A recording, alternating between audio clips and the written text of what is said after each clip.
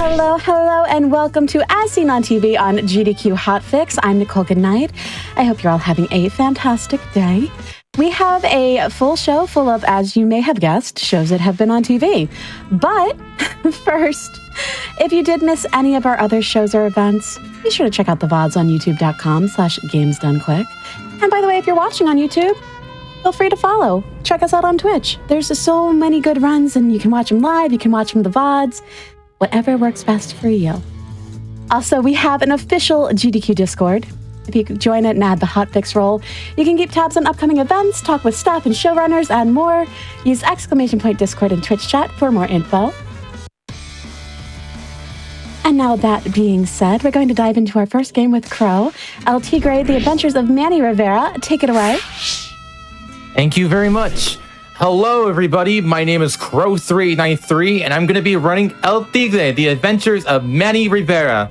So this game, just like the show, it basically lasted for shortly. The show was actually the reason this game was actually made, but was made on a tight budget because an interesting fun fact was that this game has only been made for 10 weeks, and I'm not even kidding. So literally like 2.5 months. Originally it was supposed to be made in 12 months, but because of the show's short cancellation of a year, or because of the short cancellation, the game was originally going to be made in 12 months, but it got shortened down to 10 weeks.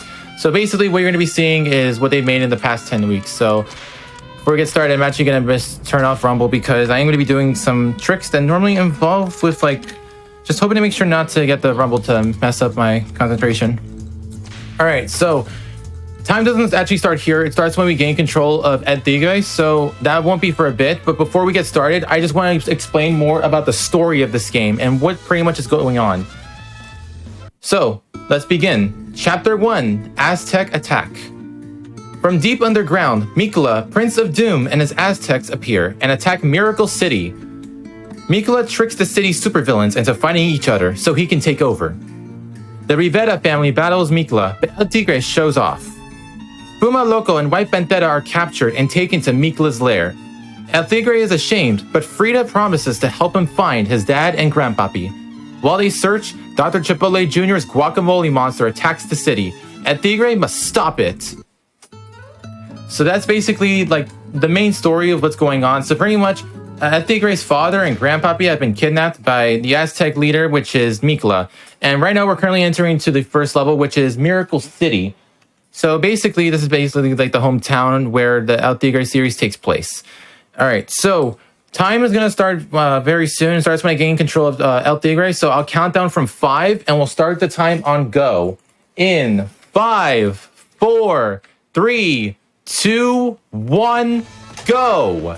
Good luck! Thank you very much. Alrighty, so this is basically Miracle City, and pretty much from this point is just doing a bunch of rolling to just make sure that we can get to the point A to point B as quickly as we can. And during this level, you're actually seeing all these coins right here. So these are called macho points, and macho points are essentially the ways that we have points for the game to be able to keep track. And we need a certain amount in order to complete every level. So pretty much what I'm making sure to do is to not die too many times, because whenever you die, you actually lose macho points, but also getting hit by enemies. So I'm being very cautious not to get hit by any enemies, such as this one right here. So this level specifically has different types of enemies that we're going to be seeing. So the one I actually killed is actually the burglar enemy, and also these birds that fly up. And you can actually see these pinatas that you see. Oh, I missed the trick. Okay, I tried going for a 2-second time save, but I wasn't able to get it. That's alrighty. All right, let's see how this goes. All right, cool. So, oh, dang it. Okay, so generally, checkpoints in this game are done by hitting some pinatas, and basically they're the purple ones that you saw, you might have saw earlier that I was able to break, and there it is right there. And pretty much what I'm just doing is just trying to get to the main point of the level as quickly as I can, but also doing some cool tricks such as this one right here. Ah, dang, I didn't get a good cycle. All right, so cycles are essentially the main thing when it comes to this game, because there's actually not many glitches. So movement is basically the main thing. Ah, dang, okay, I didn't get a good one, so I'm going to have to play it safe. All right, I'm going to try this again. All right, cool. Okay, that made it. All right. So Yeah, woo. That trick that it just did was a form of like jump storage. So basically, whenever you jump in this game and you have like horizontal storage, it can be stored into it. It's kind of similar to how it is with Nicktoons Attack of the Toy Bots, which, fun fact, this game was released around the same time as that game and was made with the same engine and the same developers, Blue Tongue Entertainment. So while they were actually making that game, they were also busy making this game. And they recycled most of the assets that they used from that game with this one. So this one plays a little bit similar, but not entirely. The main difference is because that Toy Bots is actually a 3D platformer, and this one is actually a 2D platformer. And we're coming up to the end right here. So I have to make sure to avoid these birds. Nice. Okay. Now we're going to be entering into a new section. So this is the Bronze Boot Challenge. Now, what this basically is essentially a time trial where we have to get to the end. As you can see, the timer on the very top. And what I basically do is like I collect the bronze boots, which is basically White Bendetta's superpower abilities, which basically gives grants us a lot of speed, but also being able to go into like being able to go much faster, which is very helpful. And what I pretty much am doing is just trying to make sure to get to the very end as quickly as I can, making sure not to die too many times, and just making sure not to get hit by the birds. And also to refill up the time, I'm actually picking up tacos, which gain us an extra 10 seconds for the time. So as you can see, 72 seconds right there, as we were previously in 62 seconds. And we try and be very cautious right here. All right, cool. That was good. Let's see if this one goes well. And I should also mention this, just like with Toy Bots, in the speedrun of the game, it actually has like a horizontal momentum storage. This game essentially has something like that, but it's not entirely the same. So in Toy Bots, it actually works the way that one works is that it has jump speed, rolling speed stored into your jumps for both of your jumps. But for this game, it's only stored into your single jump. So whenever I do double jumps and I do the trick, I'm essentially like letting go of the analog stick while doing the first jump. But as soon as I'm going to do the second one, I immediately gain control just so I can quickly do it. Because if I don't, I would end up falling down much slower and lose a little bit more time. And I actually switched characters. So normally in this game, like in the speedrun, we don't really switch characters, but I just want to do it for the heck of it to be able to show off just like being able to play as like different types of characters, because you can play as 4 characters in this game. You can play as El Tigre, Black Huevo, and Frida Suarez, as you can see right here. And oh, okay, that was not a good one. One of the main things when it comes to this game is actually the cycles, because with the draw distance, with how this game functions, it's pretty much dependent on how much is loaded in and where specifically the camera is at. That depends on like the cycle of characters, and as well like your speed on where you are specifically.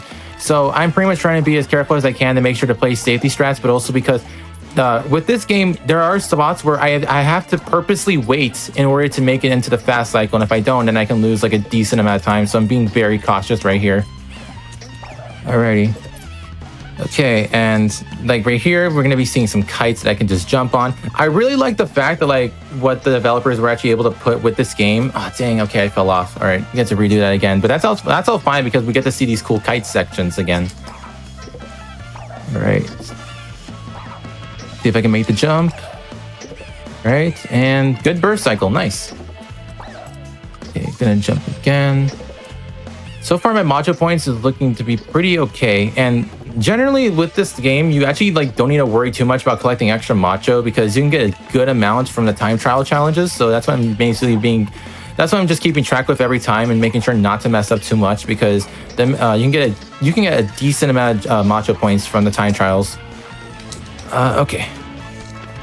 So those enemies are the burglars, and I was being very like those ones are very inconsistent because they can randomly just like hit you because they can like detect whether they're coming close or not, and they do a slam which puts you in a long knockback animation, and it's pretty tough.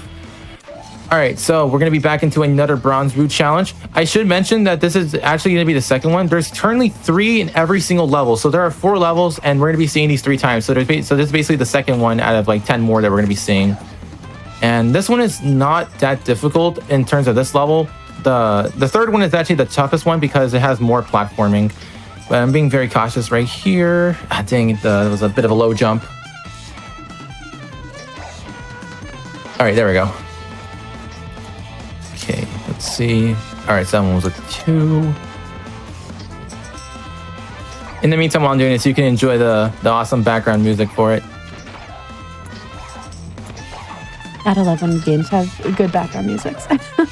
Nichole, you want to hear a fun fact about this game's music? I do. Oh, okay. Then it was actually made by the same person who did the music for Toy Bots, and eventually did the music. Really? Yeah, he also did the music for later on for the Doom reboot and Doom Eternal. Mick Gordon himself.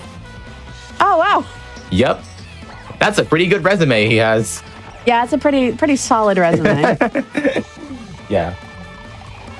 I am actually curious how he was able to like make all these, considering the tight budget that the game had, like how long it probably took him to make it. But also like what makes it pretty cool is like just it's just like every atmosphere for the game. It's pretty nice in my opinion, because like this is like Miracle City. It basically like is like just like how it is in the actual show. It's like a bit more of a reference to Mexico City, and that's what I kind of like about it. And with this game, they pretty much tried their best to like replicate how it is in the show. But the other three levels, I actually don't know if the second one is from the actual series, because I haven't actually watched the show in a bit. But it is a pretty nice one if it was if it was like a level that they just made it themselves. All right, a little auto-scrolling segment right here.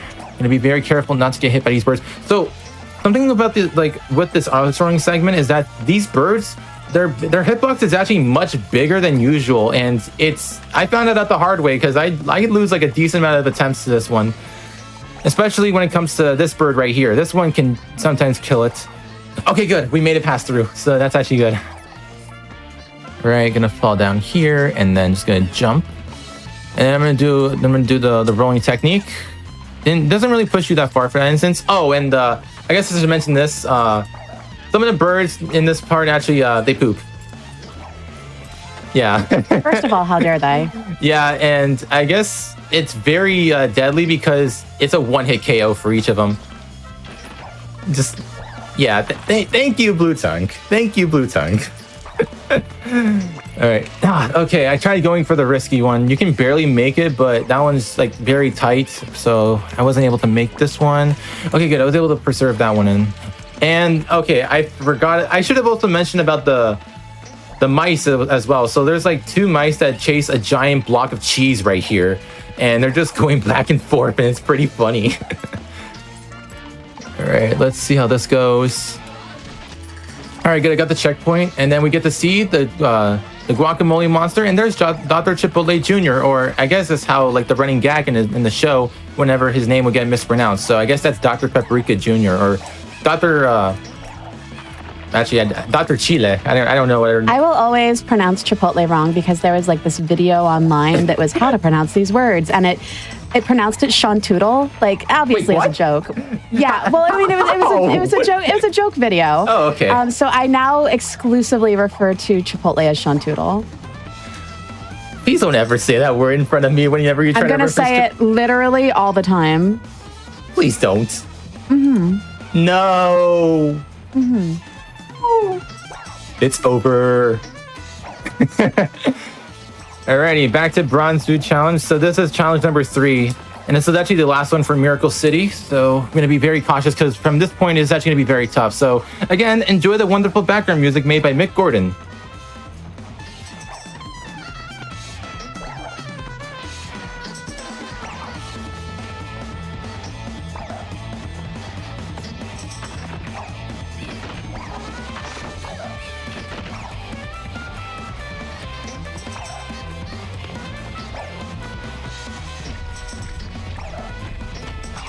All right, let's see. Nice, I got the jump. That's pretty cool. I went for it for the heck of it. That one's a bit risky, but it's kind of cool to show off. Also, I guess an interesting thing I should mention here. So I'm intentionally not rolling here because there's a random chance you could just die. Like you just randomly like die. Like if you do a roll like at a certain point in this area, you just respawn back to the beginning. So just for safety, I always make sure not to roll here. And this is essentially the first boss, and he's just throwing lots of guacamole at us, like small ones and big ones. And I'm just being careful not to get hit by them. And alrighty, here comes the hardest boss of all time. Nichole, are you ready? I'm so ready. Alrighty, here we go. There we go. Oh my god, too tough. Bam. But yeah, that's the end of Miracle City. So we basically stopped the guacamole monster. And now we're basically going into the next section, which is Calavera. Also, yeah, if you weren't getting tired of the bird poops, here's another one with a load screen. And I should mention that this is not going to be the only time we're seeing them, so I apologize in advance. But yes, we're currently entering into Calavera because we're going to be meeting up with another one of El Tigre's villains, which is El Malverde, or if you're curious what that means in English, the evil green, or the bad green, however you want to take it in terms of Google Translate. El Malverde? El Malverde, yes. Verde.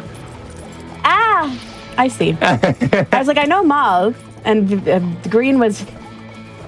I was close. It's been a while. Well, good job. Like props to you for like putting in the effort for it. Congratulations for that, Nichole.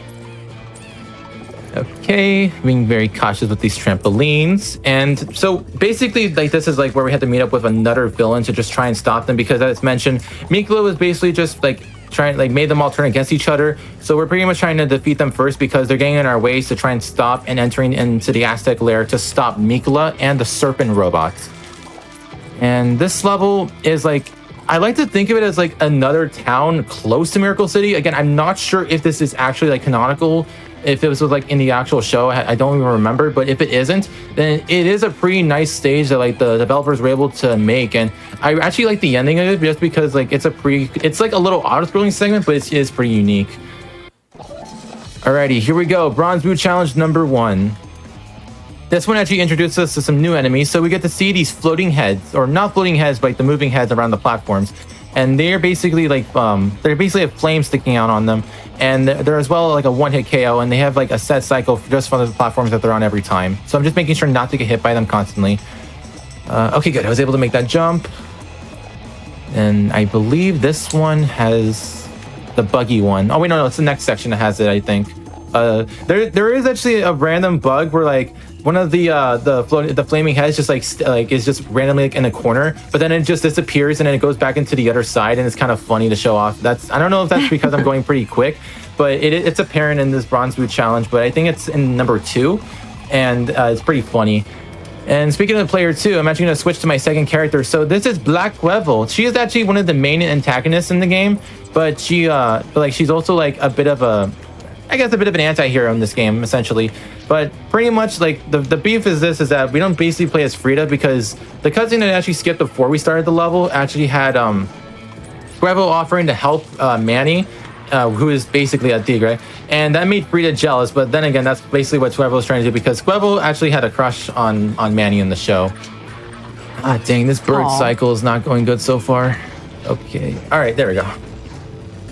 Oh, okay, I completely forgot about that little section right there. And, oh yeah, if you looked a little bit at the right side, the level had the load in right there because it was just going too quick. But then again, that was actually because it's released on the PS2. And a little also mention about because of the budget restraints that this game had when it came to developing for only 10 weeks, it only released for the PS2. It was going to plan to release on the Wii as well, but because again, like time restraints and budgets, it ended up only releasing for PS2. So this game is basically PS2 exclusive. And like one of the main things is just trying to make sure not to get like too many loadings because you can lose like a decent bit of time with it, but it doesn't lose too much and it's kind of random. So currently theorized like it's trying to see like if it mainly happens by just registering, like having like any directional input, but like while entering into like a bronze boot, because before the text box shows up, there's actually a little bit of lag every time. So before it happens, I normally try my best to make sure I don't end up registering an input. So it says right here. Okay, good. That actually worked. Didn't get too much lag right there. And okay, Bronze Boot Challenge number 2. So we get introduced to the oil section right here because Calavera is like basically likes to take place like in the Wild West kind of section of Miracle City. I like to think of. It's a nice one, and then you can see like some scorpions. And look, there's El Malverde over there in the background. All right, let's see if I get the buggy flaming skull. I think it's gonna happen after this section. And let's see. Oh, okay, there we go. There is another section of the level just trying to load in very quickly. Okay, let's see how this goes. Right. All right, no, I guess it was in Bronze Boot number 3. Never mind then. Sorry about that. I will say I also like Revel in this game just because like she has the in my opinion, she has the best animations and like the most attention to detail because Frida actually like has the only like attention to detail that Frida normally has is that she can actually use her goggles to attack. And for Manny, it's basically how he can basically take out his claws. Also, I guess my favorite word now is basically because I just said it 3 times. Well, now 4 times essentially. Oh my gosh. Wow, what a great word. I mean, it's not a bad word. Pretty much, yeah. Right. Okay, and this section of Calavera is pretty much where we're just going to be dealing with like some mines, but also with trains. And this is basically going to lead up to the end point of the level itself. And I'm being very cautious right here because there are some birds that fly, and I'm just being careful not to get hit. Okay, good. Did not get hit right there. And then in the second time we actually do a section like this, there are these 2 birds that can just fly towards you. And if you don't actually get the checkpoint that you normally get, oh wait, no, it's right here. They just disappeared. There's a random instance where like if you're not quick enough, the birds can just randomly like kill you, and then like you have to go back and redo the whole thing all over again, and it loses a lot of time. So I got very lucky right there. Nice. Alrighty, and then okay, good. I didn't get hit by these birds. And now we're on to bronze boot challenge number 3. So the third challenge for all the levels are actually the most difficult ones. And then right here I have to wait. Oh, what the? Okay. I got stuck right there. I'm gonna say this. That's never happened before. That's literally never happened before. I've never gotten stuck right there. The only things that normally happen is like you can get like you make contact with the flaming like 2 flaming skulls, but I've never gotten stuck right there. That's never actually happened. What the heck? This game is like teaching me new things now. I've only been running it for like less than a month, like for like 3 months now, and I'm still learning some stuff. All right, that's okay. I guess that's my highlight for this run. All right, Stuck in a tire. Exactly. All right, let's see if we get a good bird cycle. Okay, this looks decent. Let's see how the others go. Nice good bird cycle. That's actually really nice. But it doesn't really save much time. It only saves like a second or 2. But I mean, still worth it, honestly. And we're at the end of Calavera, so now comes the final section, which we're on a train. Yay! And the text box shows right there, we have to avoid El Malvede's attacks. And I am still playing as Gravel just because there's going to be a little bit of a beat 'em up section right here where we have to eliminate some of the Aztec enemies, which we saw some of them earlier in Miracle City, and we are going to be seeing them right here as well. So check it out, there's El Malvede, and here are the Aztec enemies. So for every enemy, normally you're supposed to attack them to eliminate them, but if you do a ground pound, it's a 1-hit KO for every single enemy. And Gravel has a faster animation compared to El Tigre, but the only downside I don't like is the fact that because like whenever Tigre does a ground pound, it actually does like his signature tiger roar, which is pretty cool. But Gravel doesn't really say anything because the game actually has no voice acting, which is kind of a bit of a bummer. But I mean, it's still nice regardless.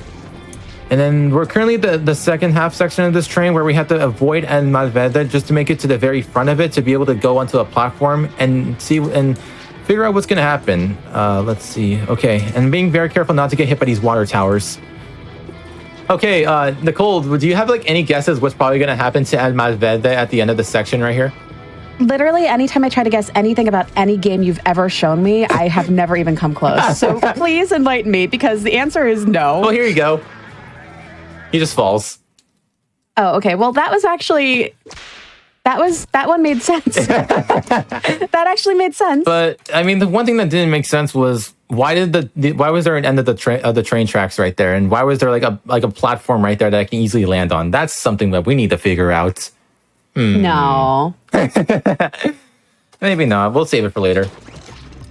Alrighty, so welcome to Cemetery. What's basically happening right here is Tigre figured that he can ask Sartana of the Dead to see if she can help accompany us to save his father and grandpappy, because a fun fact, his grandpappy used to actually date Sartana, but then he left her because he was because he was a meanie. So ever since that moment, she's actually sworn revenge on Puma Loco every time.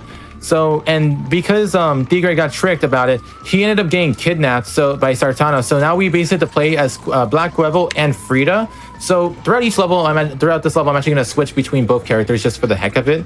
So right now I'm playing as Squirrel, but I'm going to switch to Frida very soon, or after like the first bronze boot. And this level is actually the hardest one in this entire game because you can probably tell at the moment that like there's a lot of stuff thrown at me and I have to like avoid a lot of obstacles, but it's also because there's not many checkpoints in this level. I'm not even kidding. And they lose a decent amount of time, like at most 30 seconds, depending on what checkpoint it is, but it's generally 20 to 30 seconds. So this is essentially the hardest level and the one you can lose the most amount of time to, and is essentially a run killer. And it's very tough because you have to make also the cycles as well. But this one is just very much more difficult because of how much there's thrown at you. Like there's so much happening right here, and it's only like the first like minute and a half of the level based on the in-game timer. I really love the aesthetic of this level, though. It is pretty nice, I will say. I think the level is supposed to be a reference to the special episode that Sartana is actually first introduced in, but I actually haven't seen that episode in like a couple years. But it is pretty cool, especially like with these bronze boot challenges, and these ones are really nice. And I guess I should also say this, a little fun fact. So these birds are actually are birds with skeletons now. They're dead birds. Compared to the ones that we would see earlier that would be alive. Ah, dang it, I didn't make it. I didn't get a good proxy height right there. Okay, let's see if I can do this one. Ah, barely. Okay, I'm gonna play it safe right there. I tried going for the risky one, but because it saves like a bit of time, but it's not too worth it. So I'm just gonna play it safe. Plus, I'm also running out of time because and alongside with Cemetery, like not having the most amount of checkpoints, but also with a bunch of enemies, these time trials are actually the ones that give you the least amount of tacos. So you have to be very careful not to lose time here. I guess they just really decided to make the third level of the game the hardest one compared to the fourth level. I don't know what it was, but then again, like maybe they just like again 10 weeks, like they probably just had some struggles maybe. I am curious actually of what else was going to be planned with the game, because at the moment I'm thinking that they probably would have planned like a multiplayer, like how they did it with Toy Bots, because the game is kind of similar with it, but at the same time, like it's just interesting to know like what else was going to be added in with the game, because we already have 4 levels, like 4 different levels, and they're like, again, like, even though there's only 4 of them, they take a decent amount of time. Like Miracle City generally takes like 9.5 minutes. Calavera takes around like 8.5. This level takes around like 9 to 10 minutes, depending on how much you basically, like how many times you die basically. And the last level takes normally 10.5, but that's also because it counts the final boss. Ah, dang it, these floating heads. I'm not kidding when I say that this level literally just throws everything at you. Yeah, there's a lot going on in this level. Just being so cautious. Okay. And like when I say like you get like I get checkpointed from the beginning, so like from the bronze boot right there.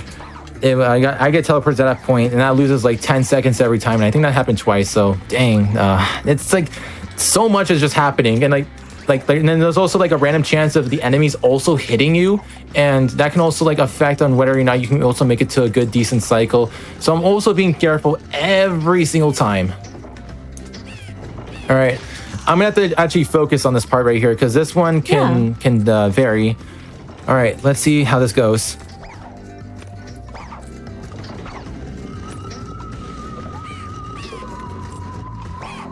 All right, not out of the woods yet.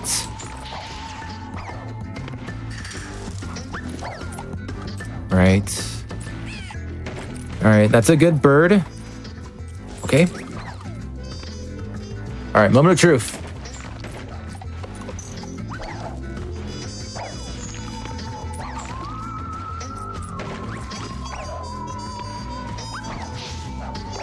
Okay.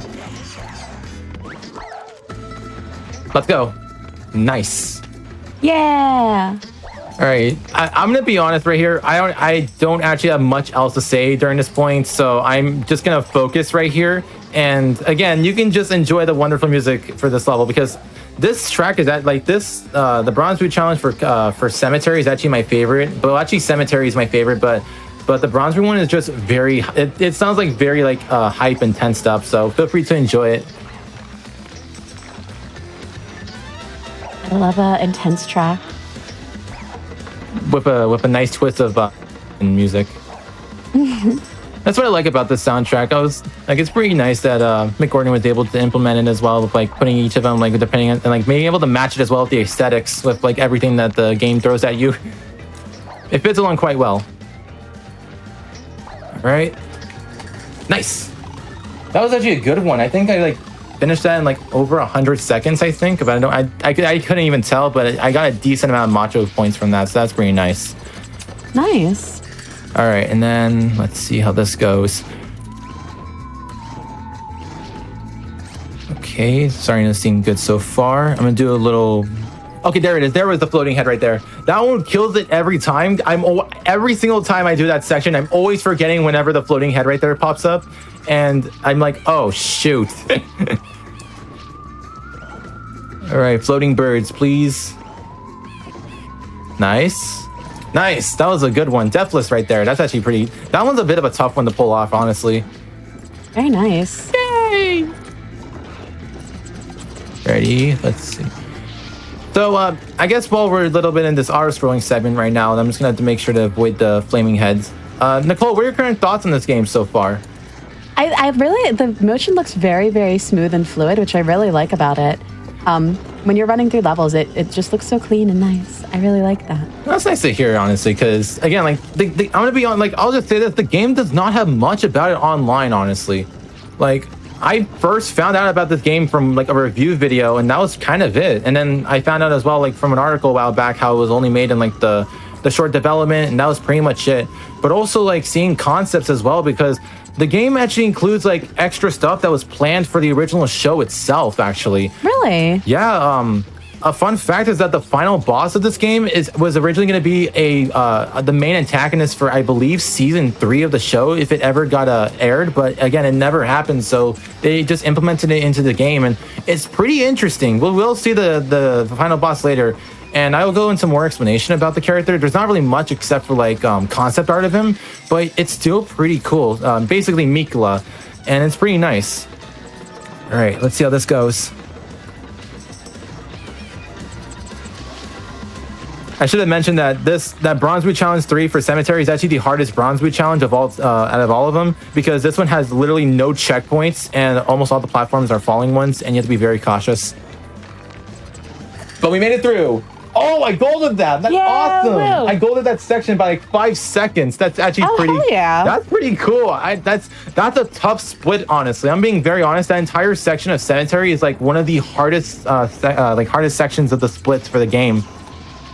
The second hardest is I believe Aztec Lair number 3, which we will be seeing very soon after this level. But yeah, we're coming up to the very end of Cemetery. Alrighty, and I believe I have enough macho points to be able to take on Oh yeah, look, there's Sartana over there, as you can see. She's playing on her guitar. We will see her very soon right here. And again, normally I mention like how like there are times where I'm making sure not to roll. So I have to make sure not to roll right here, because these platforms that fall down, if I try and roll, I'll automatically run into them and die. And it's just not worth it. Same as well right here with the bird cycle, because this entire section has no checkpoints, so I'm trying to make sure not to die, and if I die, I end up going back to the beginning of the section. So, let's see.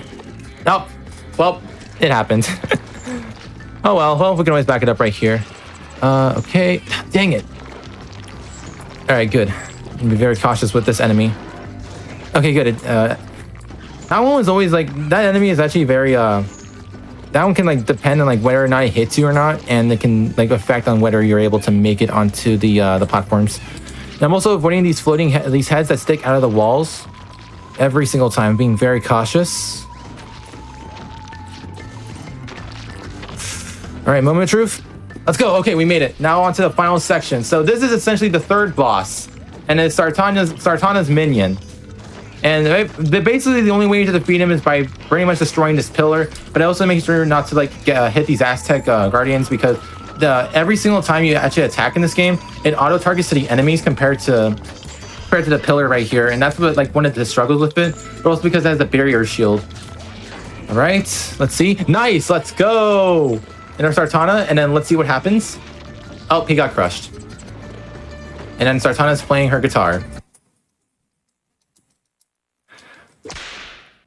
Awesome. So that's the end of Cemetery, and oh yeah, well yeah. Welcome back to this loading screen. Amazing. Amazing. I hate it with every fiber of my being. Well, Nichole, I'm very sorry to say this, but we're going to have to see that one more time in the run. So, No! Well, it's not going to be for another like 7 minutes. So you have a decent amount of time. Well, I've got 7 minutes of rest and relaxation. Yes. So welcome to Aztec Lair. This is the last level, and this is pretty much where Nichole is basically hiding from, and we're going to try and like make sure to try and go up to fight him. And I'm trying to make sure not to get hit by most of these. Like as you can see, those spears that just came up from the top. I'm being very cautious because because like those are actually one of the toughest ones, and it's pretty tough to even figure it out. Like in the manuals, like with a guide as well, because in order to avoid those ones, you actually have to jump in the middle. But in order for it to avoid it, that's very cautious because it goes up pretty quickly. Also, welcome to Saws on the Wall. Good. Again, that's my favorite type of saws. This game is rated E, friendly reminder, everybody. This game is rated E for everyone. And then the Aztec monkeys right here. I'm just trying to hope and see I don't get hit by one. So let's see if I get a good saw cycle. Who doesn't have saws on their walls? I have like 2 of them. I only have 1, so that's pretty impressive. It's not. It's not worth it. It's not worth it. Oh, no, definitely not. It's a pain every time I have to get a glass of water. Yeah, you have to avoid the saws. Sometimes do a few jumps. It's fine. Yeah, especially like at midnight. It just... Oh, I would run into the saw every time. Every single time. I can run into a gate that's been up in this house since I've lived here. I would run into a saw. I'm just chilling here in my bird's nest. Okay, all right, good. That was made it pass through, and hey, I got a checkpoint. Yay!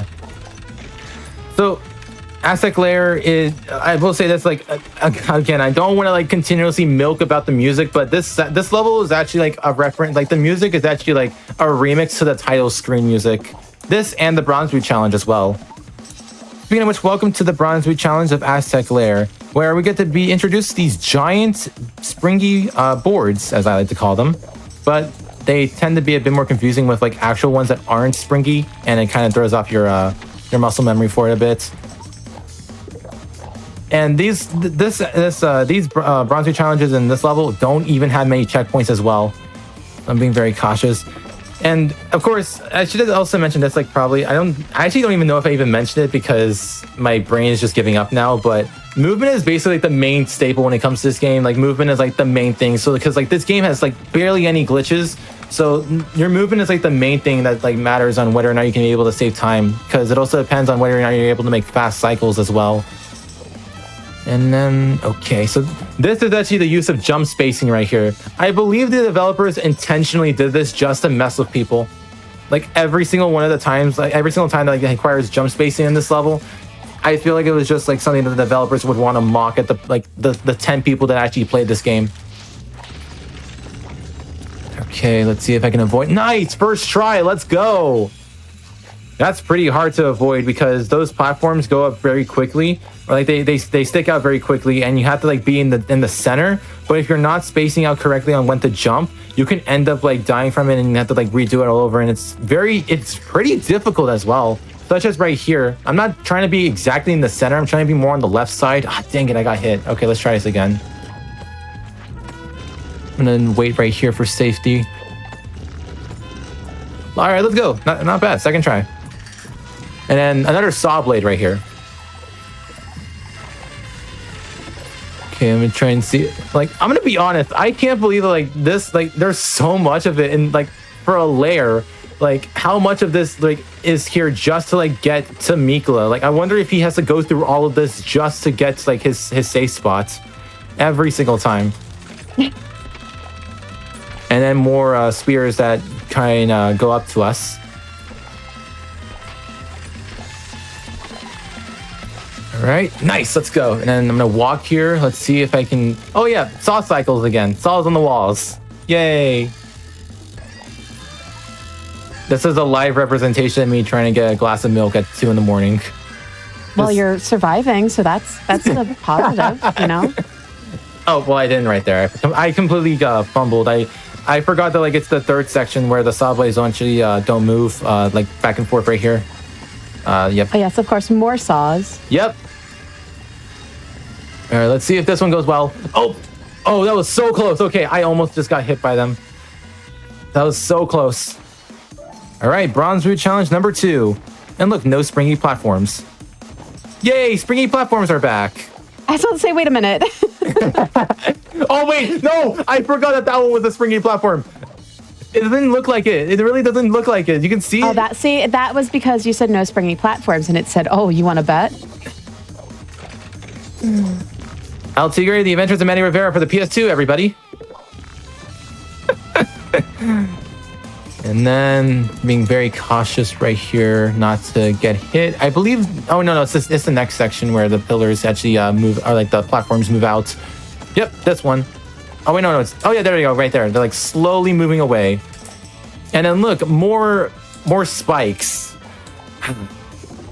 I will say that in the concept art of this game, there was a lot that was actually planned with this level, because there was going to be like a 3D puzzle, I believe, based on the concept art, and it was going to be pretty interesting to see how this would have behaved, considering that this game already has like this level itself has like wall climbing, and then like just making sure to dodge like a bunch of making sure to make it on the platforms and dodging like saws on the walls every single time. And then, okay, good. I was able to avoid hitting the trigger that actually activates all these spears that stick up. So, because we go very fast already with Bronze Boot, we just avoid the trigger entirely. All right, let's see how this goes. I also wanted to be quiet because like that part of the Bronze Boot challenge theme is actually my favorite in the soundtrack. It's pretty nice. Nice. I like that it wasn't quiet for concentration. It was quiet because music, good. Shush. Yeah, like who would who wouldn't want to like speedrun a game, but also want to like just take the time to say, you know what? I'm not being quiet just because of concentration. I'm being quiet because I want to listen to the soundtrack. Oh, I feel you. There is a game I run that I would be quiet the entire game. Like I would just shut up and listen to the entire soundtrack. So I actually do the same thing as well. I feel you on that. Oh my gosh! I just missed the checkpoints. I went underneath. I completely avoided it. Oh, you said no to that checkpoint. That's okay. Let's see. Okay, I'm gonna try and do this again. I tried going for like the roll jumps just because for the heck of it. Oh well, that one actually came to my favor. Thank you, game. All right, let's see how this one goes. Yay! We got the checkpoint.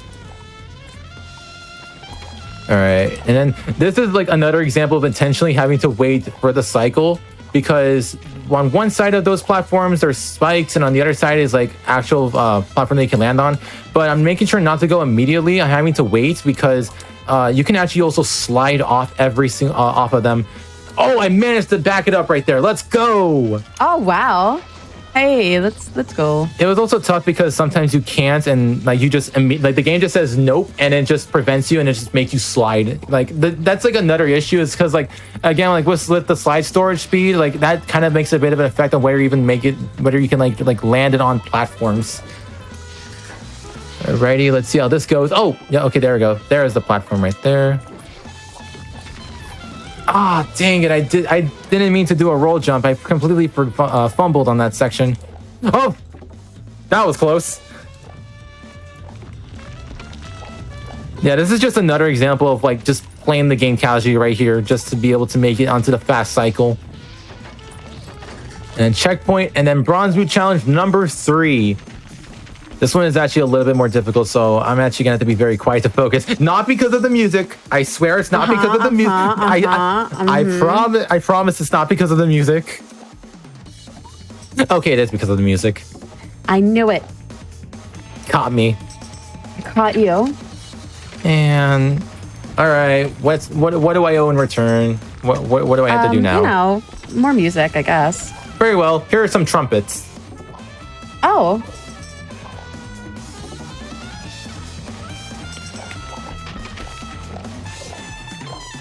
I think also the trumpets in the Bronze Boot challenges are actually Jurassic Lair. I think they're reverbed compared to the ones that were that plays in the title screen. So I think this game essentially like did reverb before it became like a popular genre for music. All right, I'm gonna be very cautious. See if I can do this. All right, this is actually going to be a moment of truth because the inputs can randomly drop on this section, and it happened to me in a PB. All right, good. We didn't get an input drop. Let's go. I don't know if that's because of the game or it's just my PS2 or my controller, but yeah, that section for me always has like an input drop at some point every single time.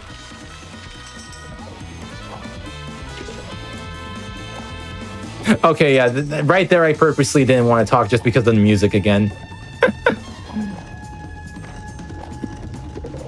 All right, let's see if I can land on this one. Let's see. Let's go. We are done with the bronze boot challenges. Yeah. All right, so that's it for now. And now we're going to be entering to the final level, which is the Nichole boss fight to be able to take on the serpent robot as well. Before it starts, I actually want to play the cutscene. He begins luring El Tigre's dad and grandpappy into the pit of doom. And now we get to take on Nichole. And this is going to be very hard. I actually am lying. It's not. Here we go. Let's save White Pantera and Puma Loco. So Nichole has them, like, as you can see right there, like in cages, and basically you have to like destroy both of these gears on both sides because they actually lower and actually weaken up the chains for each of them. So I'm going back and forth every single time because Nichole does an attack where he actually like stuns you, as you can see right here, and it basically takes me to hit a kill plane. And every single time I'm making sure to go left and right just so I can deal enough damage as quick as possible because he is actually annoying, but also being very cautious to make sure that the Aztec monkeys don't actually go towards me because El Tigre will actually auto-target and try and attack them more compared to the gears. So this is basically like the final boss, and yeah, this kind of shows where the game was a kind of rushed right here because this is literally the final boss. It's just this, like no major attacks, unfortunately. Well, actually, you know what? For the heck of it, actually, I'm gonna attack Nichole. Oh wait, no, he had to get power. I actually do like the animation for that. That looks really sick in my opinion. All right, so that's the first gear done. So time is coming up very soon. It comes up when the final gear is destroyed and the last cutscene plays. So get ready on time. Oh, I didn't die right there. That's nice. Okay. And time. Yeah, Will. Woo! Nice. Not bad. 43, 44. That was pretty good. I mean, despite some of the slight mess-ups that I had in Cemetery and Aztec Lair just being a pain, not bad, honestly. Not bad. World record is a 39:34 by me that I actually got a few days ago while I was practicing, so that was pretty cool. You know what? Let's just go ahead and just watch the final cutscene. So, finale, El Tigre victorious. El Tigre has won, but the lair has taken too much damage and begins to collapse. Everybody escapes through the hole in the cavern roof. The Aztec lair is buried forever. White Pantera and Puma Loco are so proud of El Tigre. He has saved the city and defended the good name of the Riveras. He's super macho. And then we get to unlock White Pantera at the end as well. And yeah, that's basically El Tigre, The Adventures of Manny Rivera for the PS2. I do want to give like some shout outs. Well, there's not gonna be much, but I just want to give a shout out to like all the developers of this game who like were able to help make it, as well as like this cool Easter egg where all their names have like cool nicknames, and it's pretty cool. I actually like looked at one of the names, and I think one of them was like somebody who was like who referred to himself as like an obsessed cat person. So that's kind of funny. Same. And it's relatable. Yeah, big relatable. But yeah, I'll go ahead and give some shout outs. So I want to give a shout out to the two only runners for this game, Juno117 and Pizza Cat. Juno's time actually gave me the motivation to try out this game, but also Pizza Cat actually has like a PB and that is uploaded on YouTube. So every time I would watch the game and I actually like find out from the speed run, I would always watch their run, and it was pretty cool. Also, as you can see right here in the credits, there's Mick Gordon. I wasn't lying when he said he made the music. Also, shout out to Clint Allen, who really nailed and did an amazing job with the trumpets on this game. Like, he was so good with the music with this part. It was really nice. And yeah, I guess other than that, I'm gonna have to end it here, but then like that's all for shout outs. But again, like if you are interested in like maybe checking out more of this game, or probably like other games that like involve like the 6th to 8th generation of consoles, you can find me, because I normally tend to speedrun those games. You can find me on twitch.tv/crow3893. You can also find me on Twitter with the same @crow3893. And yeah, just really happy I was able to show this off because this game does not have much, and I'm very happy that I was able to show it because my opinion, this is like a pretty underrated one in terms of like when it comes to like movement speed games. This one's like the main one in my opinion. And I'm not really somebody who like goes for movement at times, but it's still pretty cool. And again, thank you so much, Nichole, for letting me be able to show this game here because like it's really nice and a hidden gem in my opinion. Yeah, no, thank you so much for showing it off. I really appreciate it. It was a great run. So thank you.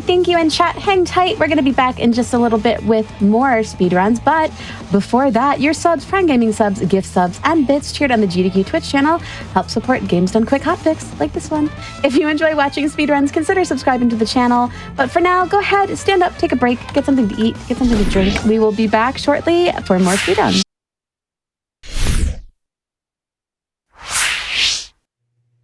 Welcome back to As Seen on TV on Games Done Quick Hotfix. I hope you had a nice little break. As a reminder, you can go to gamesdonequick.com/hotfix for more info on our weekly shows and weekend specials. We had a wonderful first run of the night, and now we're going to dive into our second run, which is Power Rangers Time Force.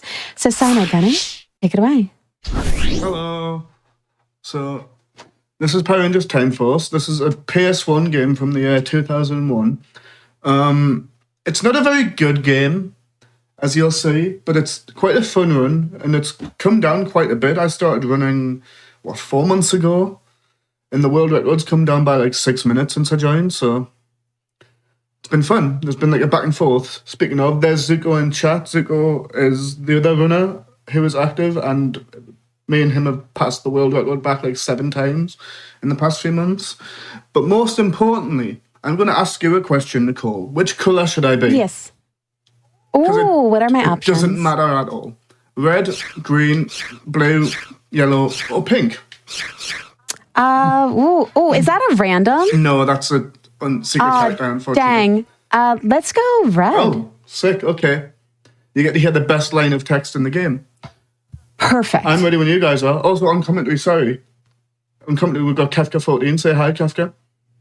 Hi, Kefka. There it is. How's everybody doing? Hi. Yeah. Okay, so I'm ready to go. So in 3, 2, 1, go. I love being a Power Ranger. Okay, so this is Power Rangers Time Force. We're going to spawn in level 1, the path to Silver Hills. Quite a short level. We're going to get interrupted by an owl. Ignore the owl, nobody likes him. And we're going to jump up here and immediately just spam through some text boxes. It's as you can see, it's a basic run and jump, like action sort of platformer thing. Let's kick that robot. We made a decent cycle on the boulder, that's good. Not much to really talk about in this stage yet, because it's just a very straightforward first stage. There are 7 stages in the game. The next one's the interesting one. Nice. That fight can go very wrong very fast, so that went really well. Combat in this game is not good. Enemies have hitboxes that can sometimes be hit from the front, sometimes be hit from the back, and you just gotta hope. This is Barbatron. Everybody say hi, Barbatron. Hi, Barbatron. As you can see, his hitboxes don't exist, but they do. So if you noticed, when Cyanide was running across those bridges, he was having to kind of stagger left and right in order to take diagonal lines, and that's because there's only 8 directions in this game. It was meant to be played with the PS1 D-pad, and there's a lot of parts in the game where the direction you need to go in isn't a direction you can actually go in. Yeah. If that makes any sense. So you just have to sort of stagger back and forth, take these really weird-looking lines. Yeah, that was Barbatron. We're going to see him again in a second, because in true Power Rangers fashion, you've got to beat them once and then they grow big. So we're going to do them again. Also, shout out to Protosonic in chat, who is another runner of this game. So this is Barbatron, big fight. And again, hitboxes are sort of optional in this. You just got to hope. It's not the greatest, but we make do. Come on, you can do better than this. Be nice. Wow. Yeah, this is going pretty badly. But that's okay. There we go. It goes. So that's stage 1 done. So in between each stage, there's like a little tutorial section where you gain new abilities. In this tutorial section, we learn how to stand still. I wish I was joking. Perfect. So we're gonna ground thump this rock, and then we're gonna get told that there are two types of platforms, and we've got to stand on them to recharge the special meter. There's one, and there's two. You just gotta stand still, and then we can hit this switch, and that's the tutorial section done. And now we're about to enter level 2. Do you want to take level 2, Kafka? Yeah, so this is where the game started to really evolve in the last few months. Cyanide discovered that you could jump against an enemy's hitbox the right way in certain walls and corners and get clipped out of bounds. We didn't think there was anything useful with it until I started messing around in this level and found a way to skip the entire level. Yeah. Actually. So you notice I picked something up there. The whole level is basically you've got to go around and collect 6 of those things. But if you just don't want to do that, and you want to do this, oh, come on. Ooh.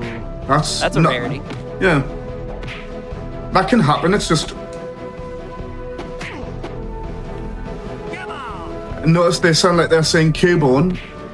Hence this trick is called Cubone Skip. Shout outs to Quill and all the fish for naming this trick. Because they sound like they're saying Cubone. Come on. This has been giving me a look. There we go. There it is.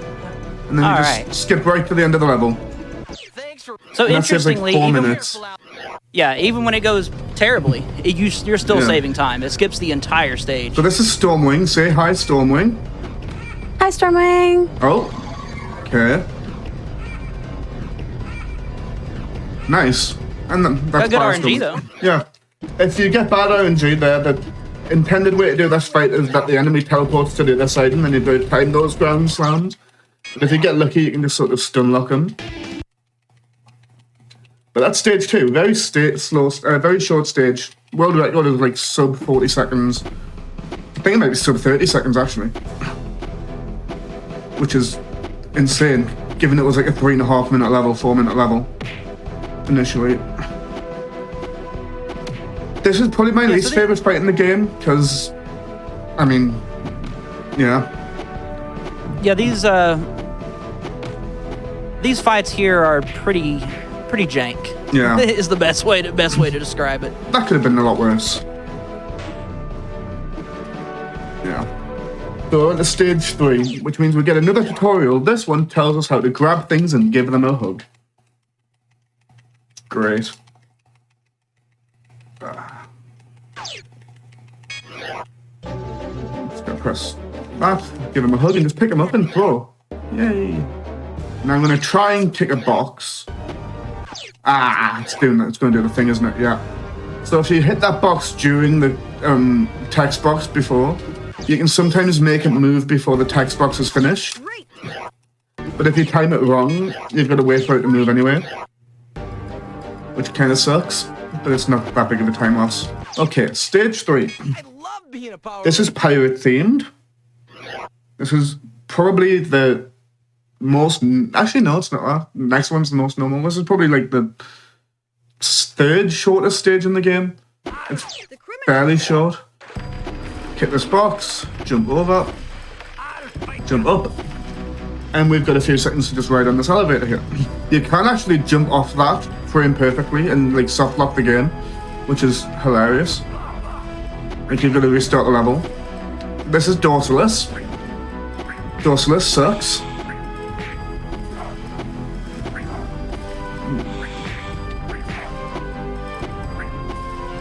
None of these enemies are in the game in the show, by the way. Like there's a few like that are coming up that are in the show, but none of these like main ones are. This room sucks as well. The main villain is, I believe. Rancic's the final fight. Then you've got Nadira, who's his daughter in the show. She's the next boss. Spoilers, I guess. Then you've got Frax, who's sort of like the second in command. And then Gluto, who we'll see soon enough, and we've got to hope Gluto behaves. Because if Gluto behaves, we could be saving a lot of time. So, what's interesting about this as well, all the characters are voice acted by the cast from the show. But in game, like, they are not credited as the character names, they're just credited as like Red Ranger, Blue Ranger. Which is, I found interesting, but like, I'm assuming it was just like a part of the contract for the show that they had to have their voices used by like, literally everything. Up here, I'm gonna hit the switch.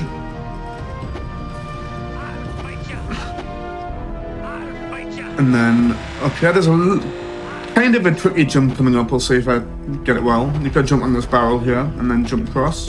Okay, get it. And I'm just gonna slam this guy.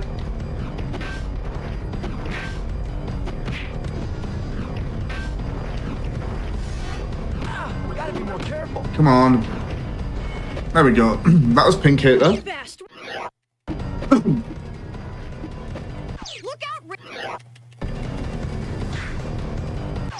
So that's stage 3. Now we get to see the big Pink Hater, and hopefully this guy behaves, because if this fight goes well, it's pretty straightforward. You can get him like locked in this corner, pretty much. But it's basically RNG at this point. We don't really know how the combat in this game works fully. We just know that it doesn't work. But it's okay. There we go. Sort of got him caught in this corner. Could have been worse. That was pretty solid. Yeah, absolutely. I've seen that go much worse. Yeah. Okay. Time for another tutorial section. This time we learn how to spin really fast. And it's probably the most useful move in the game. So we get to learn spin really fast. We don't quite make use of it yet, but soon. It's a very powerful move. Okay, stage 4. This is probably the most linear stage. It's very, like, no tricks, no nothing. There's just sort of a straight line you've got to follow. Yeah, disregarding glitches, it's also the shortest level. Oh yeah, sure. like, if you do the intended way with no glitches, this is the shortest stage in the game by, like, a good minute. Just because it's... It also features my favorite thing in video gaming, which is platforming in games that aren't platformers. Because it's never done well. These platforms are at like angles that I cannot jump in. So I've got to sort of wiggle slightly and hope I don't fall. Yeah, we're about to see Nadira, who's the first actual like character from the movie outside of... from the show even. Outside of the main cast. That was a weird fall. Gotta wait for this dinosaur head. Jump up here. Along here. Excuse me? Huh. Yeah, that's a new one. Yeah. There we go. And then up here. And we're almost at the end of the level already. Like, there's a few more jumps. You know, the upside is the pterodactyl didn't hit you, I suppose. True. That pterodactyl can be a pain. So this is Nadira. Nadira's going to die very quickly.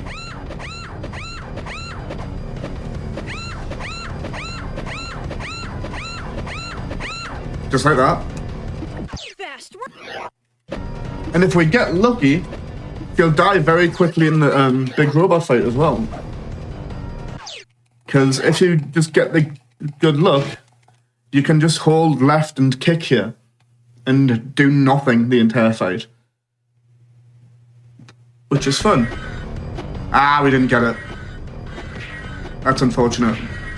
No, if it starts off with her dodge rolling. Yeah. Ah, no, there it goes. She almost rolled into the spot anyway, but not quite. There we go. No?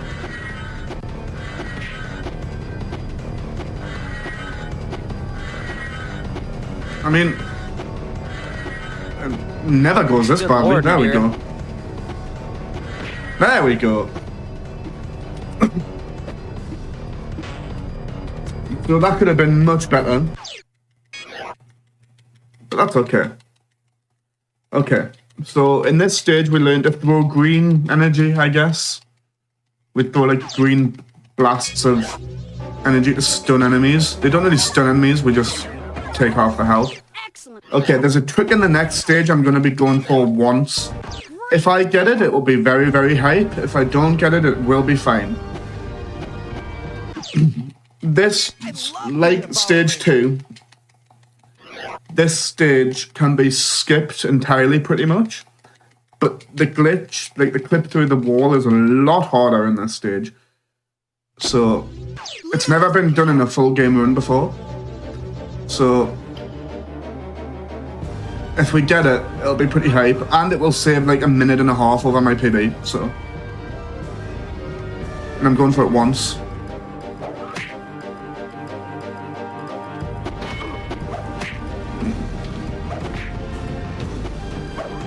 Ah! It was very close. That was very close. That would have been it. Okay, we're going to do the intended, well, semi-intended way. So, this stage, you've got to go and hit these 3 crossbow things. And you can just clip to the 3rd one and avoid having to do any of this. That's okay. You get to actually see the cool, like, non-glitch versions of this level. So I'm gonna walk in such a way here to set my respawn point, like over here. I'm gonna ride this boat, climb up here, and do all of this. And there's a jump I've got to make, and if I make it, I didn't make it. So if that bridge doesn't close like that, you can like death walk back to the start of the like where I set my death spawn, and it saves like 12 seconds, like over the intended strat. Or if you don't get the death walk, you can just stand on here and wait a bit. Where is it? Come on. There it is. And you can just walk there anyway. So we do this because at the end of like that pier section, there's like another boat we've got to ride, but that one like takes a longer time, so we can just come back this way because that gate isn't open until you hit that switch. And now we're gonna go fight the mini boss. This is probably the easiest fight in the game if it goes well, and it rarely goes wrong, so it's probably gonna go wrong, but we'll see. Gotta be more careful. You've got to be more careful. No, come on. This is Gargarus. You get behind Gargarus and just punch a bunch. Oh, see? Knew it would go wrong. That's okay. That didn't go that badly. Okay, now we can finally go through this fence, even though we could have clipped into it before. And you can see why that would save so much time, because like you just skip right here and the gate opens. And then we're going to do this little hop over the wall, and we're going to go fight Gluto. Now if Gluto behaves, this is a very fast fight. If Gluto doesn't behave, this can go... Come on, do the thing. So, do the thing. There we go. So we want him to fart on us, because then we can stun lock him like this. And it's just sort of random whether he does or not. That's stage 5. And honestly, like, other than the fact that I didn't get Midnight Castle clip, this has actually been a pretty decent run. Like, Nadira kind of went, but... To give you guys an idea, though, with the clip that Cyanide tried to do there, the run is at such a stage in its development where there's a huge skip that can still be done to save time, so top runners are basically going for it during any attempt. Because if you get it, you're just going to save like 90 seconds. Yeah. Which is, a significant amount in a game that's under 30 minutes. Yeah, it's not a free world record if it's done in a run, but it's pretty close. Also, that fight went really well. Went really well. Yeah, that was nice. So now we're going to learn how to throw fire, which is going to be fun. It's essentially just a powered up version of the last move we learned. And we use this to light some torches in the next stage, and that's literally it. We use it once in the next stage. Great. Great. So this is stage 6. This is Colosseum of Frats. This has another boss that's kind of RNG at the end, but if you get good RNG, the fight is literally like free. So we'll see. Because sometimes the struts just don't work. Gonna hit the switch. And then we're gonna avoid these guys. There's actually a couple of skips in this stage which I'm not gonna go for. Not because they're difficult, just because they don't really save any time. And I'd rather not like waste time like messing them up. Just like save no time rather than to just do a good run. No, stop. Thank you. So we're gonna hit the switch, and then a new death warp that was found accidentally actually during practice for this. You can just warp all the way back over here. It's nice. This stage is like the second stage, and where you've got to collect 6 of these like ticket things to open a door. But unfortunately, unlike stage 2, we can't just skip straight to the end. Which is a very big shame, because this is the longest stage in the game. And being able to skip straight to the end would save a substantial amount of time. I'm going to get this now, even though we can just get it whilst we're waiting for this. But, Gonna wait for this thing to come out. And then we're going to go fight the mini-boss. You can actually skip this mini-boss with a glitch, but it's a little difficult, and like, it's not worth. I'll go for it once. Why not? It doesn't lose time to like get it. So we're gonna get him in that corner, grab this thing because we need it to open the door, and then just tornado into him. Please work, because okay.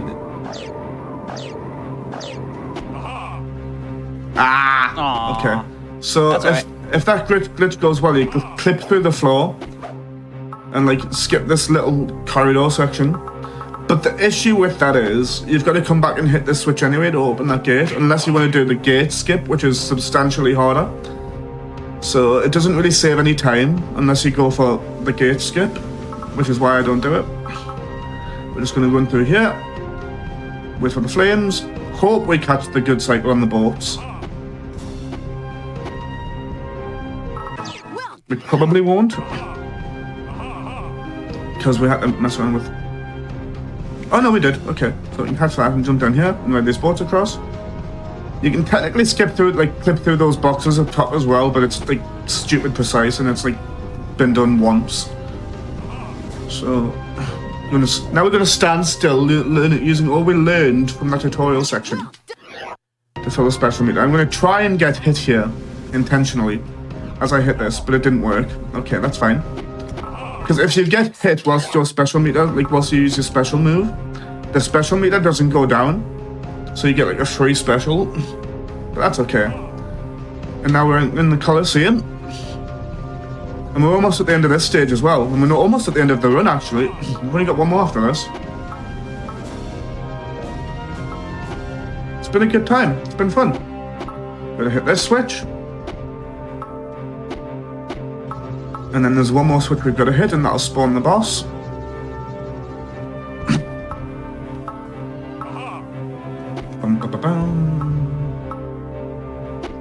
Just along here. There's technically a speed up power up outside as well, but I don't know if it's faster to grab that. It hasn't been timed. It feels a little faster, but not much. So now we're going to go fight Prax. If we get good luck, this fight is hilarious. There we go. Nice. And that's why the tornado spin is the most broken move in the game, because you can just do that. And that's just random. Sometimes that just doesn't work, and you've got to do the intended way, which is very, very slow.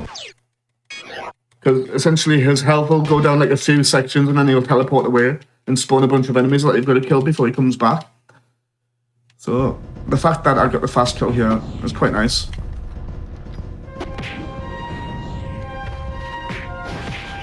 Be nice, Brax. Thank you. That could have been much better though. And now we've got to fight this guy. We're nearly done. Like, this fight is a little tedious, but they're all a little tedious, so... What else is new? Come on. There we go. There it is. So, we've got one more little tutorial section, and then the final level.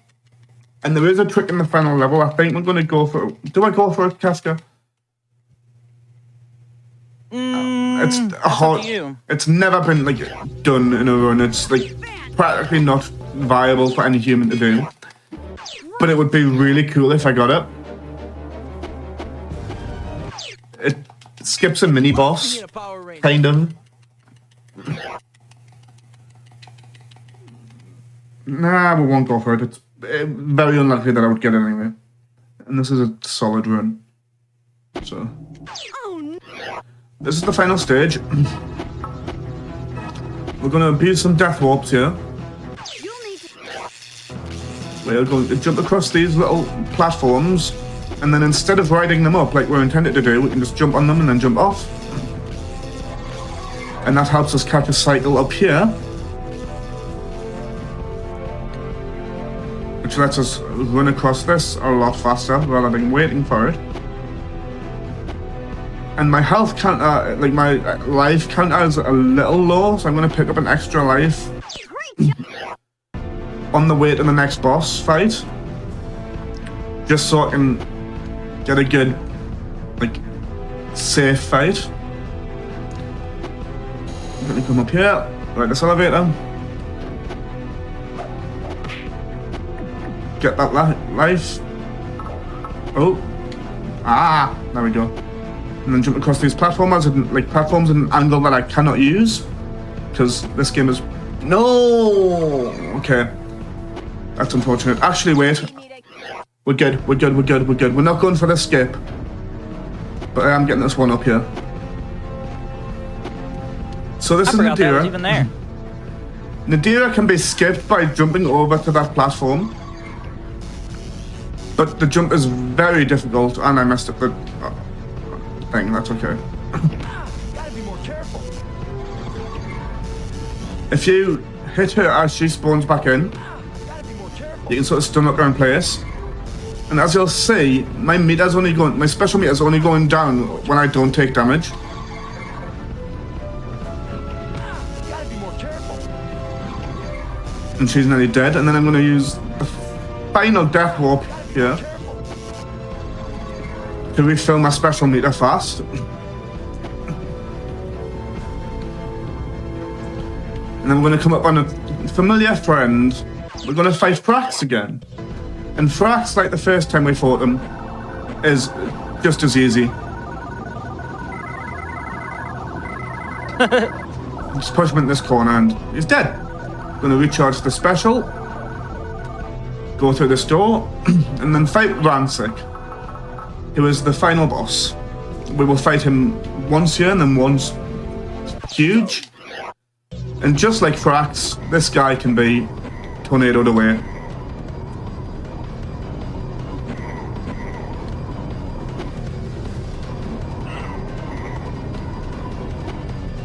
Although this is going pretty poorly, but that's okay. He's just sort of standing there, menacingly.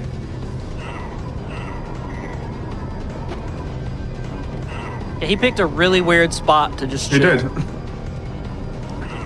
That's okay, he's dead. Good for him. Yeah. Just vibing, honestly.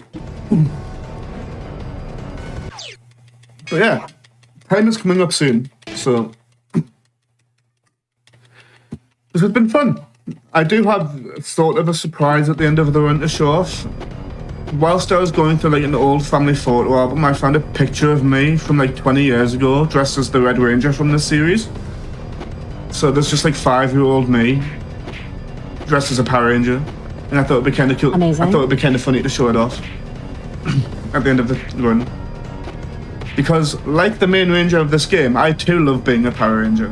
As should all of you. We're gonna get this guy's health to 0. Come on.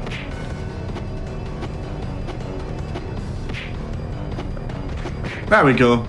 And time is coming up. He did not want to go down. And time. Thank you. Yeah, so that's time for us. We get to hear the amazing theme song as the credits. What was the final time? Get that for you. 1 second. Oh, sick. Yeah, that's Solid pretty good. run. That's solid. Yeah. So before I go, I want to quickly show off this picture of me dressed as a Power Ranger, and then also say thank you for having me and Kefka. It's been really cool to do this. Like I've been running this game like 4 months, so it's been really nice to show it off. Shout outs to the whole community. This is me dressed as a Power Ranger. I was like 5. Wonderful. Yeah, that's it. Thanks for having me. Thank you so much for running. That was really great. I appreciate it a lot. Thank you for joining on. Always. Chat, we're going to take another quick break. But first, GDQ's next all-women and femme speedrunning event, Flame Fatales, returns August 18th through the 25th. Use !FF in Twitch chat to check out the schedule and let us know what you're looking forward to the most. In addition to that, Games and Quick Express is returning to TwitchCon from September 20th through the 22nd. Submissions will open now through tomorrow, July 24th. Use !GDQX in Twitch chat for more info. With that, get up, stretch, get some water. We'll be right back. Welcome back to As Seen on TV. I'm Nichole Goodnight, and you're watching GDQ Hotfix. GDQ, by the way, is also going to PAX West from August 30th to September 2nd. The schedule is now out. Use !PAX in Twitch chat for more info, and let us know what you're excited to see. Also, we have now had 2 wonderful runs tonight, and we are about to move on to our 3rd. I'm super excited for this one. I have never seen this game, and I am very excited that it is a game. So we're going to jump right into it with Tomomodachi with Nancy Drew, The Deadly Device. Hello, everyone. My name is Tomomodachi, and I'm very excited to show off Nancy Drew, The Deadly Device. And with me today, I have my commentator, Yandema. So, yeah, this is game number 27 out of 34 in the Nancy Drew series. And so we're going to just jump right on into it, and we're going to be playing on Amateur Sleuth mode today. It just makes some of the puzzles a little bit easier and faster, and they are actually separate leaderboards. So we're going to get started in 5, 4, 3, 2, 1, go. Good luck. All right, so we're gonna get to, just do a little bit of a cutscene skip by double left clicking in the top corner there, and we're gonna go right into a bit of a trick here. And the first things we're gonna do is we're gonna pull out Nancy's phone as soon as possible. Information in Nico's desk drawer. And you might hear 2 conversations going on here, and that's because there is 2 conversations going on here. I bet. For the cover. Say you're So Nancy talks very, very slowly. In fact, most of the text in this game is very, very slow. So we're having 2 conversations at once here, so that we can speed through Nancy's text, because the game really does not like it when Nancy is talking more than once. How long have you the worked equipment in together? this lab is extremely Did you spend any dangerous. time together? Approach the case how you want, but I think I know where you should start. The thing to note about this is we don't want to exhaust really all thought she dialogue might be options behind right away. Nico's We murder. want to save They just couldn't this prove longer it. one at the top She for built the machine that killed the him. second half of this And trick, supposedly she which will start our first Start sequence there. break. I've got to leave the office. If you need me, I'll be on my phone. Good luck. Stay safe. And please, help me do right by Nico. He was a brilliant scientist and a good man. I'm not sure where to start the All right, so investigation. Momo's going to click that dialogue right before the conversation ends. This keeps the text box on screen for a moment. Then she's going to go into the lounge, Goodbye. and as soon as we get a call from Victor, we're going to say Okay, goodbye, what's and that that? completely skips Victor's call. Come on. Ow, Now, my normally toe. when you do this scene and you get the call from Victor, you go up to this alarm clock and it forces you to go into nighttime and do a whole sequence in the lab. But if you skip it, you could just back away from the alarm clock like nothing ever happened.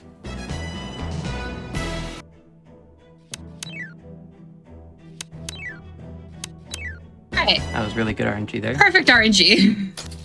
So that was aggregation. That is just a simple match 3 game there. And the 3rd level specifically is very RNG heavy. And technically we do have to get the high score on that for something a little bit later on. Like But the game only really checks to see if you've gone past the 3rd level, so we only have to do the first 3. And this is Mason. He is one of the characters in this game. He's my favorite because he's a jerk. I'll explain it to you. Oh, Put it in layman's terms. Fine. There's this shiny magic Yeah, that good for lives in him. the power lines, and it's dangerous and sly like a fox. And I'm using math to trick it into leaving the power lines, without accidentally making everyone die. That sounds like you're working on the There's a scene wireless with him that we transmission skip of in electricity to 90%, but me. he gives If you want to put other too fine a people point a on literal it, go thumbs ahead, down. stranger. Yeah. Which brings me to my next point. It's Who incredible. am I? Please let the answer be something that So while this justifies conversation me is going kicking on, you just out a little my bit of backstory workspace. on this game, because here we on skipped behalf through of the a case new file potential owner. entirely. Wrong. Is that's correct. that Nancy is No, solving I a mean cold wrong case answer for murder, me. and so the Not character the known as answer I Nico wanna Jovic, hear. he was Do you know a why scientist Ryan in would Denver, wanna hurt Colorado, Nico? The police was already asked the electrocuted same in his thing. lab, and so Nancy what has did been you tell hired them? by I said Victor if I were to to have solve killed the Nico, case. it'd be And because Nancy he really, stole really, my work. sorry, not Nancy, Victor really, really Whoa, thinks hold that on. It's just a for Ryan, instance. who we will meet in just a second Is here, it? is Yes, the culprit. that's because I So think we're just logically. trying to figure out, is she I the force culprit, is myself she to not? think from And A while to B I'm to going C, through this, and take so your on. guesses and Ryan is all over see the if you're place. right at the very For end her, when we it's find out who the A culprit to is. Z, to that thing from TV, to maybe C, then on to some non sequitur. I don't trust anyone I can't explain. I better get going. Goodbye. All right, and that will be the only time we talk to Mason in the entire run. This is a binary board. It's very important that we need to look at that. Hi, Ryan. Oh, Ryan just tried to kill us. Maybe she is the culprit. So sorry about that. Huh. Are we cool? No. but she's so sorry about that. Okay, according to I Nancy, was we're really cool, hoping you'd be so the type not to freak out about something I'll like let that. it slide. Not that you shouldn't. It's reasonable to freak out after a near-death experience. Not that that was super near-death, but you know, closer than what you get walking through most stores. It's okay. Ryan I'm is fine. our patented goofy character I in have a this whole game. argument prepared about Every single labs Nancy and Drew risks game of typically working has with one machinery and patented the goofy importance of character. forgiveness. Do you want me to hit all the bullet points? That's not necessary. Are you sure? I practiced. No, I get it. I'm Ryan. All right, so we have officially met Ryan. We need to just get through this first conversation I'll with let her, you go. and then in her Bye. environment, make sure we grab this color sheet and this Risk of card. Getting into the lab. This card is the card we can program to break into the laboratory and get to the scene of the crime, because Victor, who hired us, doesn't actually want us investigating the scene of the crime for whatever reason. So now we're going to turn it to nighttime, and we're going to do a few more things as we get ready to code that key card and everything. And we're going to meet one more character. All right. Go back up the elevator. And here, Ellie is the character we're about to meet. We're going to try and go into Mason's workspace, and she's going to be like, whoa, don't do that. While she's doing that, we're going to pull out the phone and prepare to call Victor. If we were to actually call Victor here, the game would crash. Something about the interaction with Ellie and I'm talking on the checking phone lab at the out same for a time new crashes the potential game. owner. Oh, yeah. Nancy. So we have to be very right? careful not to Yes. trigger Ellie. finger that call button Victor too wanted me soon. to show you the coil. I guess you could say you're lucky. Most people never get to see the inside of the lab. And we're not exactly up to giving tours, considering. Ready? All right, so as soon as possible, we're going to call Victor. Yes. And then we're going to skip through this almost this entire cutscene by using again that text advanced trick.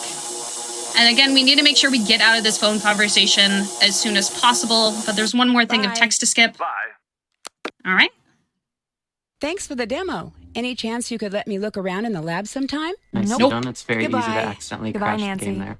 All right, we're I going to try and wouldn't go do into that if I Mason's were you. workspace one more Mason's not time. very And Ellie forgiving. says, what's up with that? You don't want to be messing with his stuff. I really like Ellie's sweater. Sorry, I was my favorite just color. a little curious.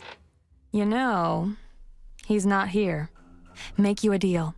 He's been lording his high score at aggregation over me. Take him down, and I'll let you poke around. Great coworker. Actually, I already beat Mason's Great high coworker. You did good. Letting kid. somebody snoop in their Also, funny office thing space. Don't about- give it away. It's a limited time offer. Funny thing about Goodbye, aggregation, Nancy. in amateur sleuth mode, which is the mode we're playing on right now, you only need to beat the first 3 levels of aggregation, because we didn't actually get the high score, Whoa. even though that's Ryan what Ellie's should never requirement have been is. released. In master Better sleuth mode, follow you up actually on have this. to play, I think, the first 7 or 8 levels to get the high score. All right, and that was Mason's computer. So essentially, all we needed Mason's computer for there, besides a puzzle later on, is we need to get access to a video file that's gonna make Ryan look pretty guilty. But we'll be viewing that in just a little bit. We just scared the security guy off by tripping the alarm. Why there was a trip of the alarm in the hallway, no clue. But we're gonna power on his computer with this very, very satisfying puzzle. I love Zap Up. It's so much fun. All right, and this puzzle here is why it was important to look at the binary board there. Otherwise, Nancy's like, hey, I need something to help me decode this. Access the lab. I should figure out which number belongs to whom. That number is from the night of the murder. It doesn't appear anywhere else in the logs. Okay, and here we're gonna watch that video here, but again, Nancy's gonna talk at the end of this video, so very unfortunately, if you were interested in watching that video, you might just have to play the game yourself, because we don't actually watch it, just Nancy does. So we're gonna say hi to Victor here, and then we're immediately gonna say bye to skip the text. See you later. All right. And then we're gonna put in that password there, which is a separate puzzle in its entirety. And then we're gonna do a bit of a layering puzzle here by using the color sheet. This puzzle is really fun, and it can be a little frustrating the first time you play the game, but... Oh, give me the teal, please, thank you. And then we're gonna go It's red. frustrating in the hitbox and picking up the pieces. Yeah, definitely. That doesn't sound good. Ellie might want to know about this. I need a card to get in the lab. Alright, and now we're going to get into the lab, and this is going to kind of set up a lot of puzzles. So you see here we grab the solution beaker. We're going to look over at something is missing. this, see the part is missing, then we can ask Ryan about it Something must later. be Same thing with broken. this small Tesla coil. This looks dangerous. I should make sure I know what I'm doing before I start. All right, we're gonna do one The more red very must satisfying mean puzzle it's right locked. here. I bet if I turn everything blue, it'll open. All right, and this is going to give us some hydrofluoric acid, which we need to make a solution that we won't actually use for a little bit of time, but it is faster just to make it here rather than later.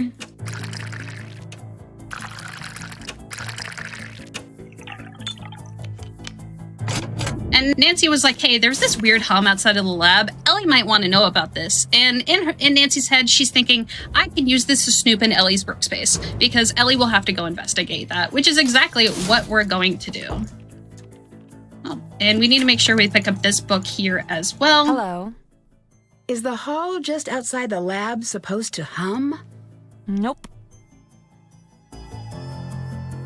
All right, and we're gonna grab a few things Find here. a way to play this. This media card, this key, these capacitors for a puzzle useful. later on, and then we also picked up a sheet of paper, which allows us access to do a bit of a puzzle later on as well.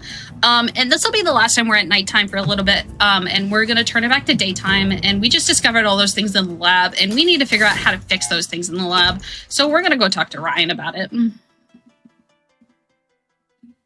Also, that was the last we'll ever see of Ellie in this run, so everyone say goodbye to Ellie.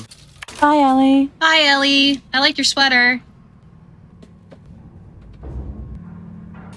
Right. And it's important to note that every time we ride the elevator, it takes about 10 seconds. Oh, hi, Ryan. I don't care.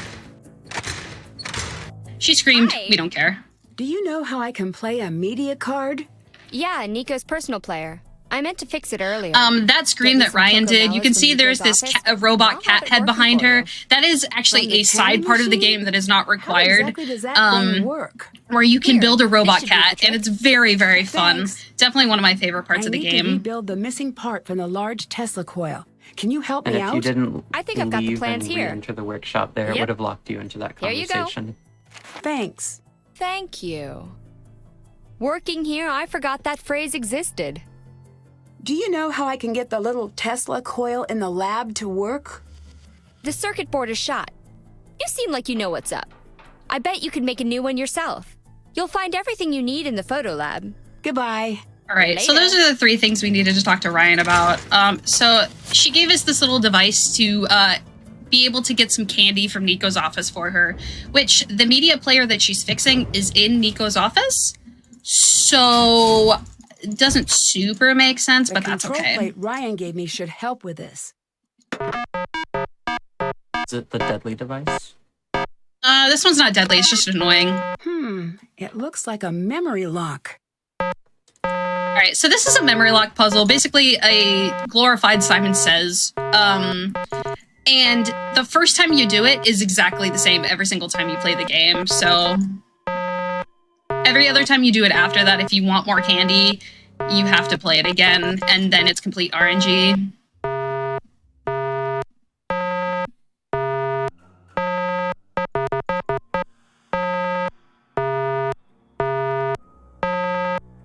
Amazing gameplay, I know. I'm actually super transfixed, and that's not sarcasm. That's what Ryan wanted. All right, so those are cow-shaped milk chocolate-covered marshmallows, which sound delicious. I wish those were real.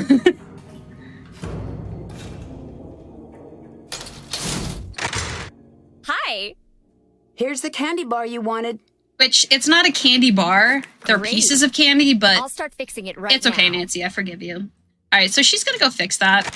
And so this media card, I believe, has 4 tracks on it. We actually only need to listen to the last 6 seconds of the very first track because that's the only important part.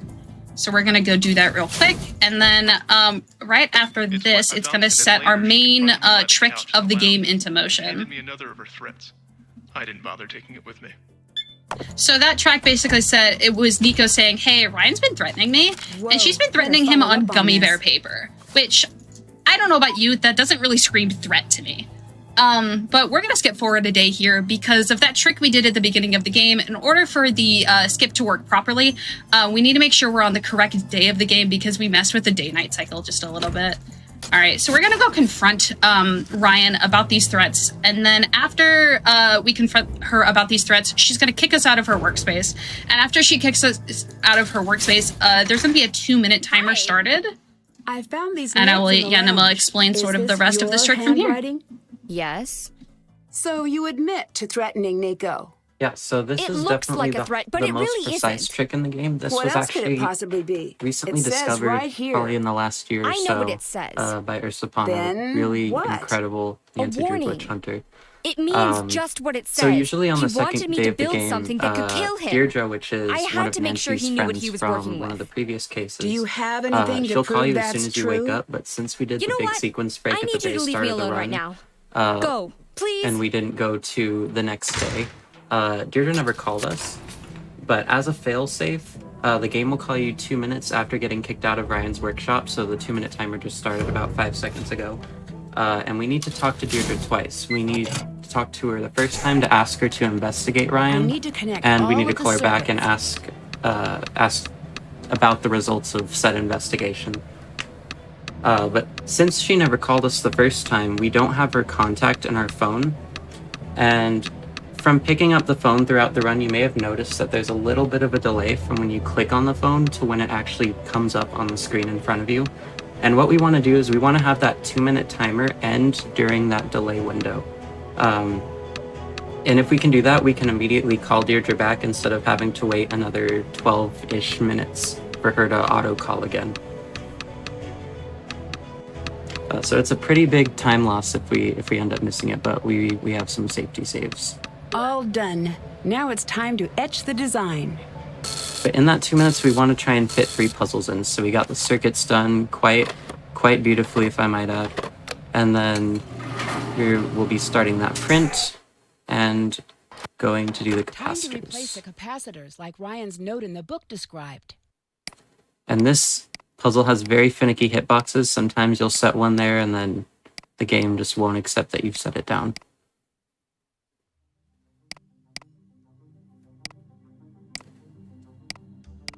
Oh, like that. Just like that.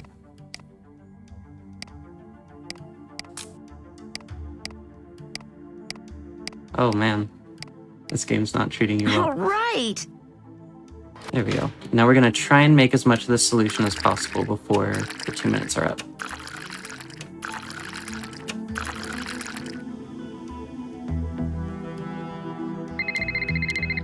Okay. So unfortunately, we did miss it, which means we will have to use our safety save here. That's okay, though. It just means we have to redo the puzzles. Do you have anything to prove that's true?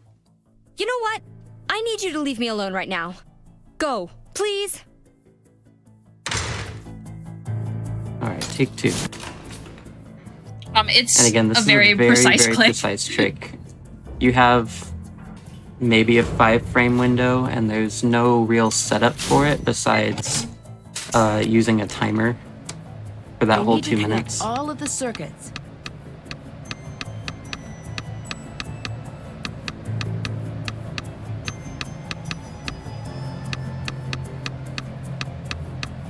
And these circuits are very tricky as well. Watching circuits kind of makes my head spin.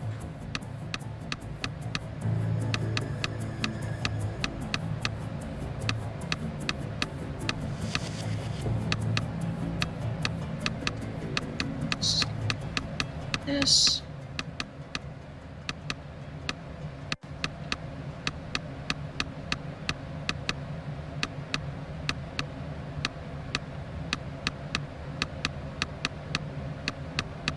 All done. Now it's time to etch the design. It's a lot trickier than it looks. Yeah. To be fair, it does look tricky, in my opinion.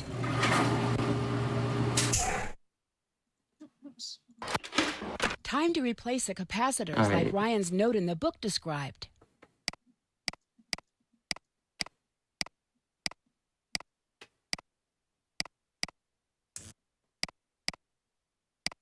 Now, while the solution of this puzzle isn't random, it is random where the pieces will spawn on the right side, so sometimes you kind of have to react to where the pieces are.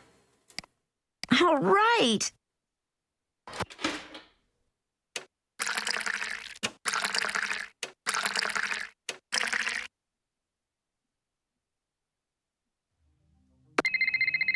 Right, got it. There we go. That's what we wanted. All right, so this is about a 4-minute conversation, and again, that click is a lot harder than it looks. Like Anima said, it's about a 5-frame window. So we set that 2-minute timer there, and then we have to click on the phone at precisely 159.5 seconds. And then that'll give us enough time to then click the call button.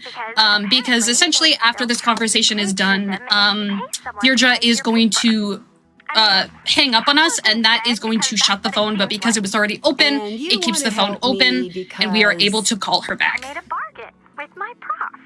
If I can help an actual doing this trick, I believe, saves somewhere between 3 and 4 minutes. It might be a little bit more from that initial lab sequence that we skipped. How exactly can you help me? I've got permission. I believe it's around 3 minutes. Yeah. In fact, I already read up on the case. That could come in handy. All Yeah, up right, until about it's a deal. a year or two ago, this game had kind of a vanilla route, but that Will one do. skip kind You of read up on blew the the whole case, thing right? open. I don't understand why Ryan was under so much scrutiny but never sent to trial. From what I gathered, something didn't add up with the video and the timeline. Someone had to be in the lab with Nico. Otherwise, he'd still be here today. So if her alibi stands up, it couldn't be her. Exactly. Unless there's something big I'm missing. Something's weird about this whole thing. Well, don't keep me in suspense. Figure this out. I asked her about the night of the murder. So if you did miss it, so this is Deirdre Shannon. Deirdre is a major antagonist in a lot of the Nancy Drew books as well. And she was in game number, I want to say it's number 25, Alibi in Ashes, which takes place in Nancy's hometown. And that was the trick right there. We click the call button. Hey. Did we ask her if she found anything on Ryan. Nancy, Ryan's alibi stands up. She couldn't have killed Nico. What? How do you know? She told the police that she won an award. That was her alibi. But it left her with enough time to sneak back in. It wasn't airtight. Close, but not perfect. There was nothing in the crime database. But I had a hunch. I went to the journalism lab and used their photographer database. The ceremony was a national story, so a bunch of freelancers put their shots up for sale. You found pictures of Ryan, but what does that prove? By itself, nothing. But count 'em, 2 different photographers submitted photos of Ryan standing near a visible clock. She couldn't have made it back in time. Ryan's innocent. Woohoo! That was the finale. Unfortunately, if you had guessed Ryan, you would be incorrect. But it's okay because we still have 4 other characters that you can guess. Amazing. That is a genuine compliment. Okay. Right. We have to have this conversation with Deirdre to progress through the game. It could take weeks. For now, it looks like Ryan's in the clear. And now that Ryan's in the clear, we need to call Victor with this information. Hello? I found a way to prove that Ryan's innocent. It wasn't her. What? What do you mean? You may notice we said that there are 4 other characters, and we've only met 3 others, Victor, Ellie, and Mason. We're still going to meet that 4th character eventually. In a little bit here. Deirdre's The first time you initially meet that character is in that first lab sequence that we actually skipped. Okay. So when we talk to that character for the first time, he's going to mention that. But Nancy kind of just like knows what he's talking about, even though it never actually happened. So we're gonna finish making the solution here. So this is etching solution. You saw us use it there earlier with the etch of the circuit board that we did. And so etching takes typically a half day to complete. So whenever it turns to night or we skip forward a day at all, we will be able to grab that etching. I'm sorry I ever doubted you. Don't be sorry. It's the smartest course of action. Look, I gotta ask you. You're not really here for a new investor. You're here to look into what happened to Nico, aren't you? No. And as much as I hate lying to Ryan, it's faster to say no there. If you're lying, you should know that I'd answer any question you have about anyone. Strategic lying. Strategic lying for speed. All right, so we're gonna go investigate some new leads. Oh, what's happening? Oh, Nancy just got knocked out. How fun. All right, so that knockout, actually, Nancy's now locked in the photo lab, and that forwarded it to Night. And now Nancy's gonna be a little bit sus, and she's gonna vent to get out of the photo lab. Incredibly sus. I took a wrong turn somewhere. That's okay.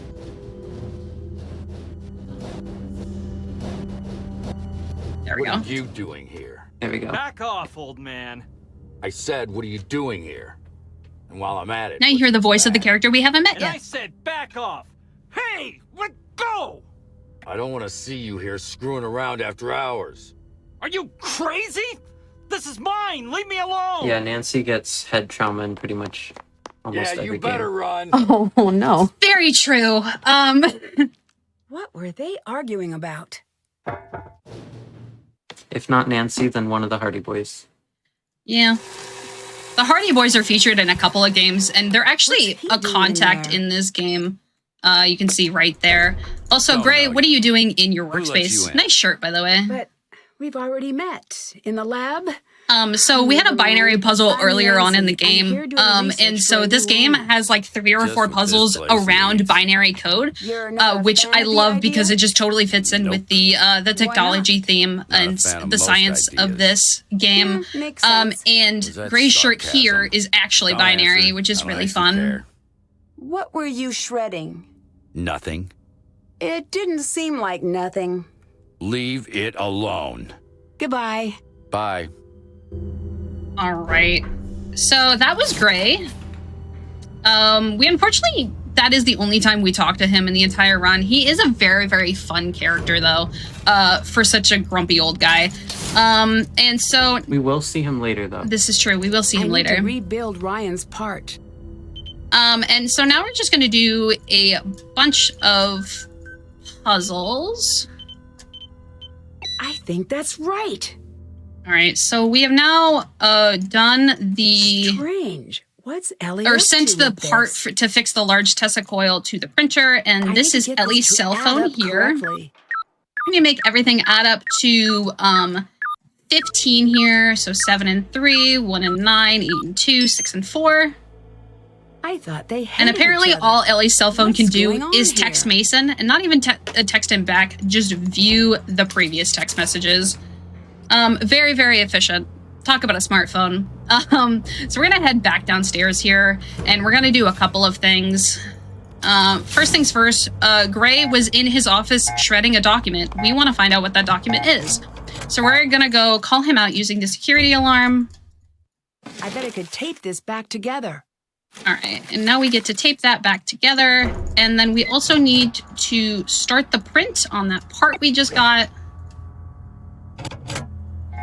All right, and Ellie had this list of hints on her desk, and those actually relate to these books right here,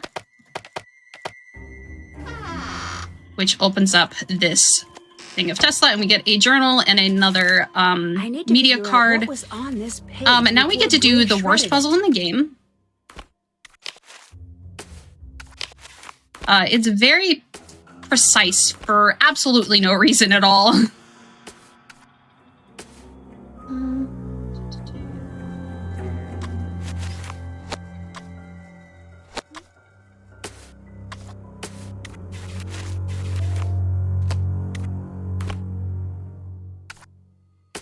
Yeah, this puzzle does not like to let you win. You'll see as she's putting down, or as she's connecting pieces, sometimes the completed thing will clip under all the others, and sometimes it'll stay at top, and it's got it. It's Now kind of I find random. a way to take this with me. What was Nico working on? All right, we're gonna do a little bit of a dialogue interruption. And so though that little red picture there was talking about Gray's hooks. shredded notes seem to mention this was important.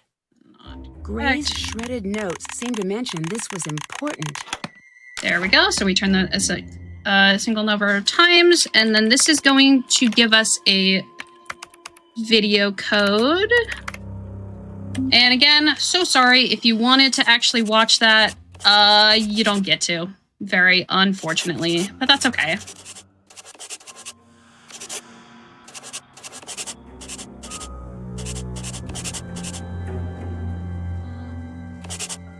Gray?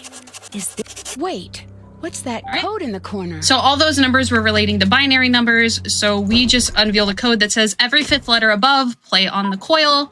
So we're going to select every fifth letter above. C-A-E-B-A-D. Who's there? G-D. These must be the... Hello? And someone's after Nancy.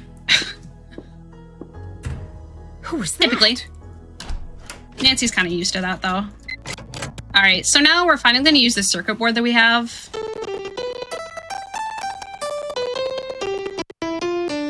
And play those notes. Kind of wish they just made this happy birthday, because in the task list it says play Nico's song. I think it would be really funny if Nico's song was just happy birthday. But it's beautiful, don't you think?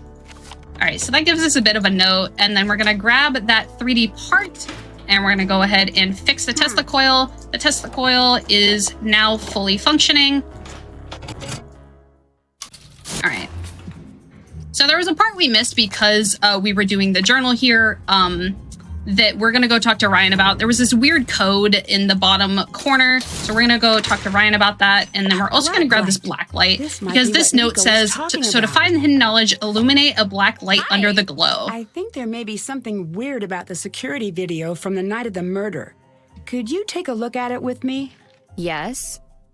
So if y'all wanted to see track this is video something earlier, Nico had we get me to add, watch it so again, but with the security video director's could also commentary. do double duty as a data set. He'd like I'm really glad we have Ryan on our side. You know, I'm very glad Ryan's not the culprit, and in hindsight, it was kind of obvious she wasn't the culprit, because her full name is Ryan Kilpatrick. If her name was Ryan Kill Nico, then she would have been the culprit, right? Let me get a That's how closer that look. works. It's true. Oh, for sure. Poor Patrick. There are breaks in the signature. This video was tampered with. Someone followed Nico into that lab and edited themselves out of the tape. I'm pulling this off the network before. What just happened? That footage must have been flagged. Whoever killed Nico knows what we just saw. Where are you going? Anywhere but here.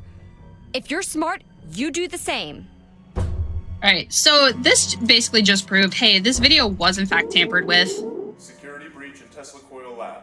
Warning. Oh no, someone broke into the Tesla Coil Lab. Oh, hi Mason, how's it going? What are you doing here? I'm just chilling. I was going to ask you the same thing. This might come as a shock, but no one wants you lurking around here. Why didn't you just leave me to my work? I'm not lurking. What's that? Wait, stop! Someone's activated the machine. You have to shut it all down. Please, hurry! I need to find a way to turn off all of the Mason power. is magically super glued onto the Tesla coil for some reason. There, got it. And even though he's a jerk, we're gonna save him anyways. That. Who could have Only turned because that it's faster, on? though. Yes. No clue! Look, maybe we can keep this between ourselves, okay? If you sit here for 5 minutes, it is a game over sequence. Also, hi Victor. We should have a talk. How's it going? Come on.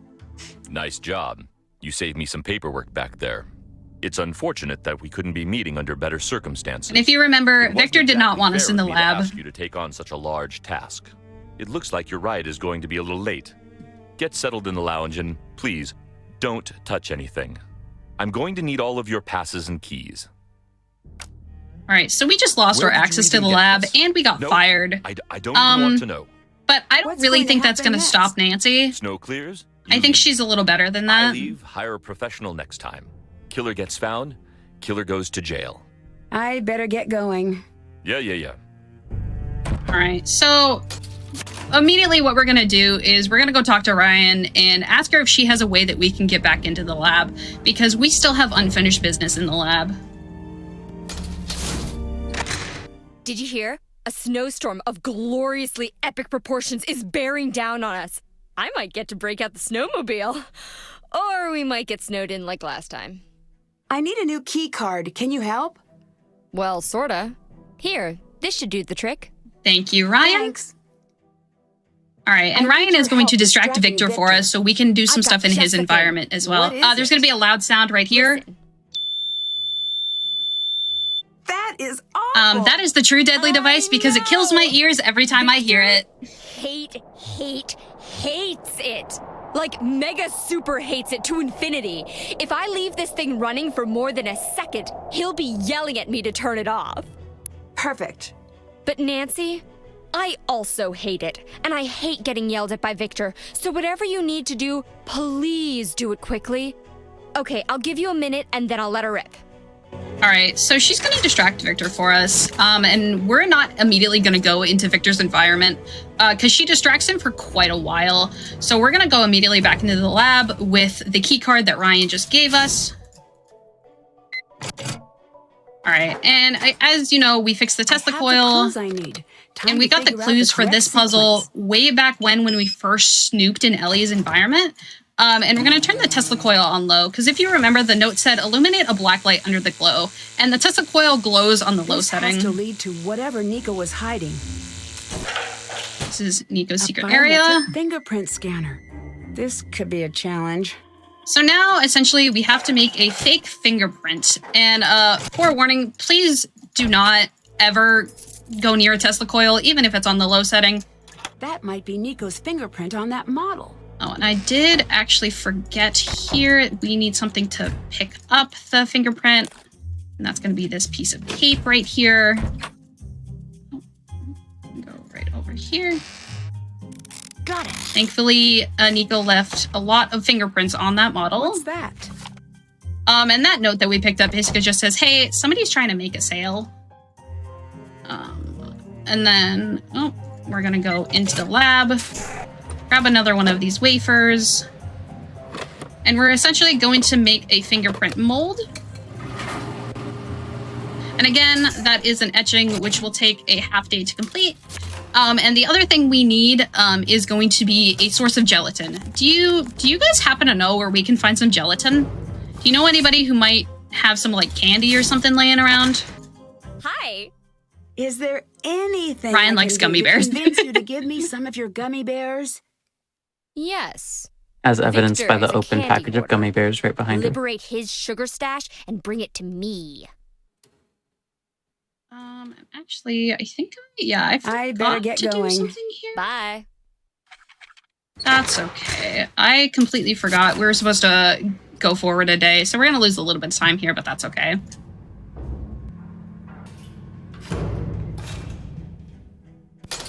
Because we need Ryan to distract Victor for us again, but Victor's actually still distracted, so gonna skip forward a day here.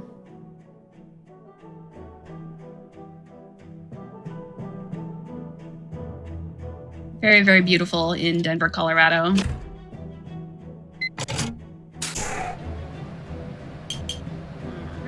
That is our mold.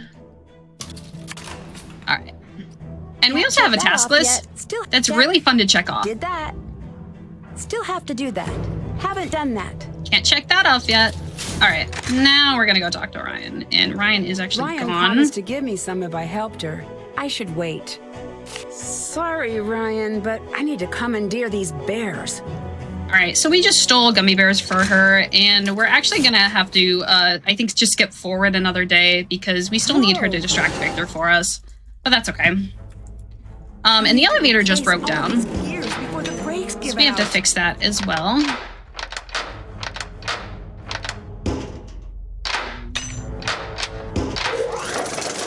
So the real moral of this game is to never steal gummy bears, because if you do, you might end up dying in an elevator. Oh. If it breaks down. All right, we're gonna skip forward one That's more day. the game synopsis for sure.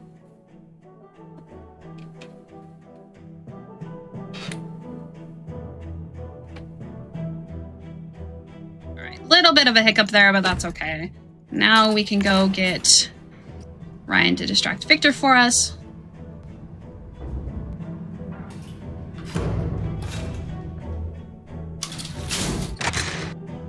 She is actually still gone. Why is she gone?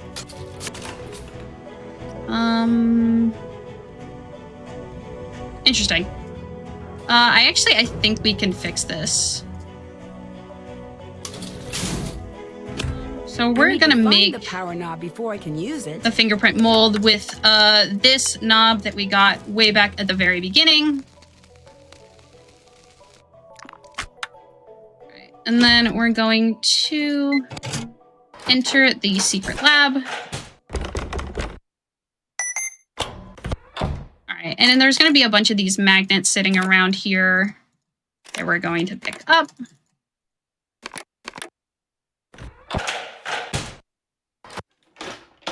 Oops.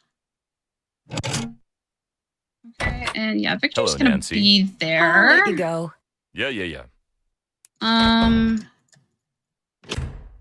I've actually never had this happen before, so let's go forward another day and see if that makes Ryan appear back. If not, we might just have to ask Victor for some of his candy.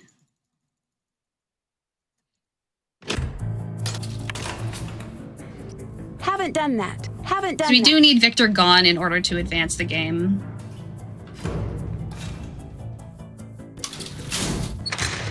There she is. What's up? I'm sorry to ask again, but can you distract Victor for me? Dear ears and general feelings of self-worth, I am so sorry for what's about to happen to you. Your sad friend, Ryan. There we go. All right, now Victor will be distracted and we can continue on with what we were trying to do. All right, so we're gonna listen to two of these tracks. The important parts being, hey, parts for the pigeon, 13, 6, and 5. And then the last 8 seconds of this one mentioning the Wardenclyffe building set to What was frequency Nico up to with 37. a pigeon. This must be what Nico was talking about in his diary. This must Pigeon be is the going key to give us a one little of light Nico's show right here. passwords. Never mind. Yeah, the animation there for the pigeon is actually really cool. Unfortunately, we skipped the whole thing This must be by the just building backing Nico away just in mentioned. time. Okay, this is the building Nico mentioned. And again, we need to, it mentioned need to find getting the knocked down correct at frequency frequency. 37. And thankfully, we have this handy dandy oscillator. And all of these valves represent a number. So we add them up to 37 and we get this key. All right, and we have one more zap up because we love zap up.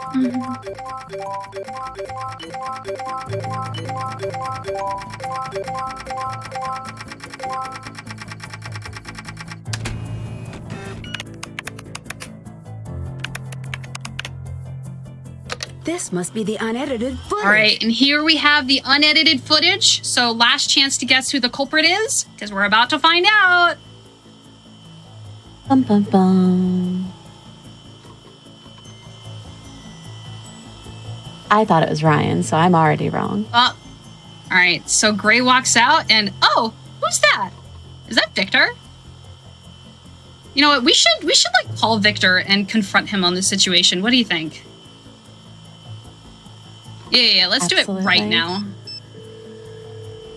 You've reached Victor Lazar. Please leave a message at the tone. I actually think we did that a little too early. Yeah, we did. Well, we still skipped some of the text. What was that? That's just another trick to skip through some of Nancy's text. So we grab this flash drive here, and it activates Nico's weird security, which just fried all of our electronics, the flash drive, the media cards, and Nancy's cell phone. So we need to locate a new flash drive and a way to get the video out, which Ryan's just been so helpful this entire time, so we're going to go talk to her. And she actually has this really cool rocket ship flash drive. You were wondering, yes, Victor's Let's go to Pizza Planet, guys. To crush my soul a little bit. I've made a chart to illustrate my feelings on the situation.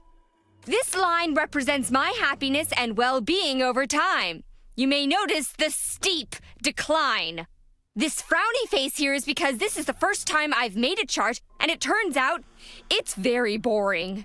That is also why there is a dragon and a dog on the skateboard and other stuff. And that chart right there is the best thing in the game. It automatically plays after Ryan has distracted Victor for us twice. And I'm very, very glad it's in the run, because it's very, very fun. I had evidence, but it got zapped when I tried to take it out of Nico's secret lab. Secret lab? Zapped? What?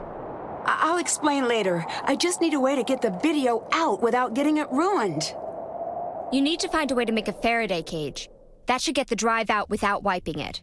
Get the drive out. I'll work on what to do next. Take this. It'll help. This box might be just what I need to build a Faraday container. This might work. Or maybe it'll backfire and electrocute you. What? Sorry. I'm just I so love the way happy we're Nancy gonna says bust that. him, and also really scared he'll catch us and kill us all. I'm on a roller coaster right now. Ellie and I'll gas up the snowmobiles and split up to double our chances of reaching help. Do not let him catch on. If he knows you're about to get the video out, he will kill you. Play it cool, Nancy. Bye. Later. All right, and that'll be the last time Everyone we say bye, Ryan. talk to Ryan. Everyone say bye, Ryan. Hi, Ryan. I'm sorry I doubted you. All right, so we need to make a Faraday cage, and in order to make a Faraday cage, we need 4 things. We need some foil, which thankfully we can get from the photo lab here. We need a paper clip, a binder clip, and of course, some sort of box. Faraday cage. Hope this works. This box should keep the drive safe. And if you're unaware of what a Faraday cage is, it's basically a little container that holds out electricity. What you saw Nancy in during the Tesla coil demo cutscene with Ellie is she was in a human Faraday cage. All right. And, oh, hi, Gray. Gray, wake up. We should go get him some help. Lazy Sunday. Hi, Victor. Hello, Nancy. Hello, Mario. Oh, bad Mario! You're awake. Anyways, so this is gonna be our final cutscene here, going into the final puzzle. Why are you doing this? And time will end when Nancy starts reading the letter at the very, very end. This cutscene's a little long, but it's Victor just basically saying, hey, this is why I did what I did. I just couldn't find it, which is why I asked you to stay out. You got away with murder. Why not make a break for it?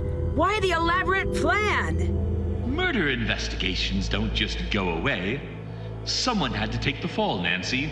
You were supposed to give someone a push. That friend of yours sold you short. That's why you're here. That friend of yours being Deirdre. To get Ryan put away. Because fun fact, Victor contacted Deirdre before hiring you, and Deirdre told lies about you, saying that you were an incompetent detective. Because Deirdre's a nice friend. But Deirdre is also in love with Nancy's boyfriend Ned, so that's probably why. That should have sealed the deal, but you couldn't leave it alone. I guess I should be congratulating you for being so sharp. And if you remember, Nancy's phone got zapped by Nico's security, so we can actually use that here to skip through some of Nancy's text again. I bet Ryan's electrical components and get to the puzzle just a little bit faster. This must be the schematic for the circuit. All right, and we're gonna follow this schematic here. Get this working before it's too late. Right.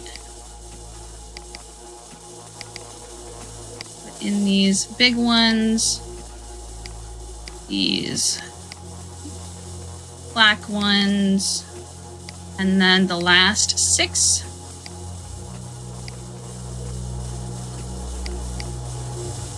Alrighty. Got it. This should give me a chance to escape. What are you doing? Right. Time is coming up here very shortly.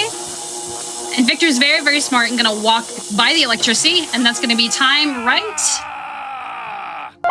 now. Victor was rushed to the hospital and then to a courthouse where he was charged with the murder of Nichole Goodnight. Due to his attempts to subvert justice. All right, and there's one thing I want to show you guys in this cutscene here. This is just Nancy writing a letter to somebody that she lives with, named Hannah. And this might not make a whole lot of sense if you haven't done some of the side stuff in the game, but there is a very, very funny thing coming up that I did want to show. For the lab immediately. I can hardly blame them. Mason snuck back into the lab the night after Victor's arrest and made off with a drive containing years of his and Nico's research. Gray spent weeks chasing him down until he finally caught him trying to make a sale at the Technology of Tomorrow conference. After a heated public argument that sent the Technology of Tomorrow bloggers into a frenzy, the two reached an agreement. Gray promised all due credit would remain with Mason and Ellie, provided they assist him in finishing Nico's work. A video of the argument titled Epic Dork Fight was posted online and went viral almost immediately. I've seen more brutal epic battles at my daughter's dance recitals. Backers wishing to fund their new endeavor. From Somebody Stop Me. Mason, on the other hand, the best comment I think I've ever seen ever. Have a profound affinity Thank you, Somebody Stop Me. Ellie was surprised at first to hear that Mason wanted her to assist with finishing up Nico's work. She agreed to stay on until the first publication is completed. After that, she plans on doing whatever it takes to get back home. She's not sure what her next endeavor will be, but she's excited to make that decision alongside her family. Finding out what had happened to his best friend changed Gray almost immediately. For the first time since his breakdown, he decided to fully re-enter the world of science. He took the lead on finishing Nico's work and opening the majority of the research up to the public. Some of the work he plans to destroy, as he promised. Although she had been exonerated, it wasn't until Ryan knew exactly what happened to Nico that she could begin to move on from what happened that night. She decided to stay with the team during the next research phase on the condition that she can personally address all safety issues before each experiment. More than anything, Nico wanted his work to make the world a better place. Shout out to Nico's sweater, the cutest Christmas sweater I've ever seen in my life, and I really want it. Nico Jovic's name will be known the world over, while Victor's won't. Again, proves what I always believed. The world fondly remembers those who always give, and soon forgets those who only take. Can't wait to see you. Love, Nancy. So every single Nancy Drew game ends with that letter. Typically, I think she just writes it to Hannah. And we're going to get shocked here by the Tesla coil. All right, which candy was not in Nico's candy case? So every single Nancy Drew game has this trivia at the end. I want it. Was it Cudsmack? No. Was it might be Calomel. I think it's Calomel. Yep. All right. And then that just shows all the awards and stuff you could have gotten. But yeah. That was Nancy Drew, The Deadly Device, any % on Amateur Sleuth mode. Thank you all for coming and watching, and thank you for letting me be here on Hotfix. Nancy Drew has been with me since I was very, very young, and it's what got me into speedrunning, and it's what got me into the communities I am today, even though some of those communities don't even know what Nancy Drew is. It's kind of funny how life works out like that. So shout outs to some of the members of the Nancy Drew community. We have Ursapon, who is a legendary glitch hunter and everything. RPGG, who dedicated themselves to doing the 100% of this game, which is 2 hours long, and you have to do 25 levels of aggregation. And shout outs to Yanima, my co-commentator and world record holder. So yeah, it was an honor being able to commentate on this. One more thing, if we have time to show it off. Absolutely, yeah, go for it. So we have this pigeon here, and we really like making this pigeon dance. In fact, we're gonna click this button like 8 or 9 times. Dance, pigeon, dance. I just really, really like clicking this button. I've already lost count.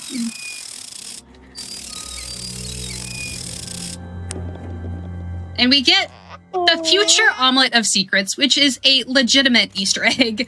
And there's actually another Easter egg right here. If you remember the binary on Gray's shirt, if you enter in those numbers, which is going to be 172956,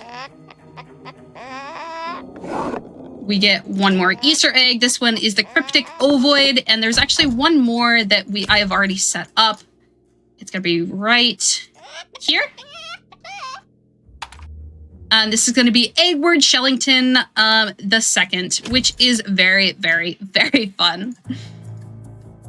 Yeah, and so there's a Nancy Drew game out there for everybody and all different types of play styles with different puzzles, RNG aspects, and tricks.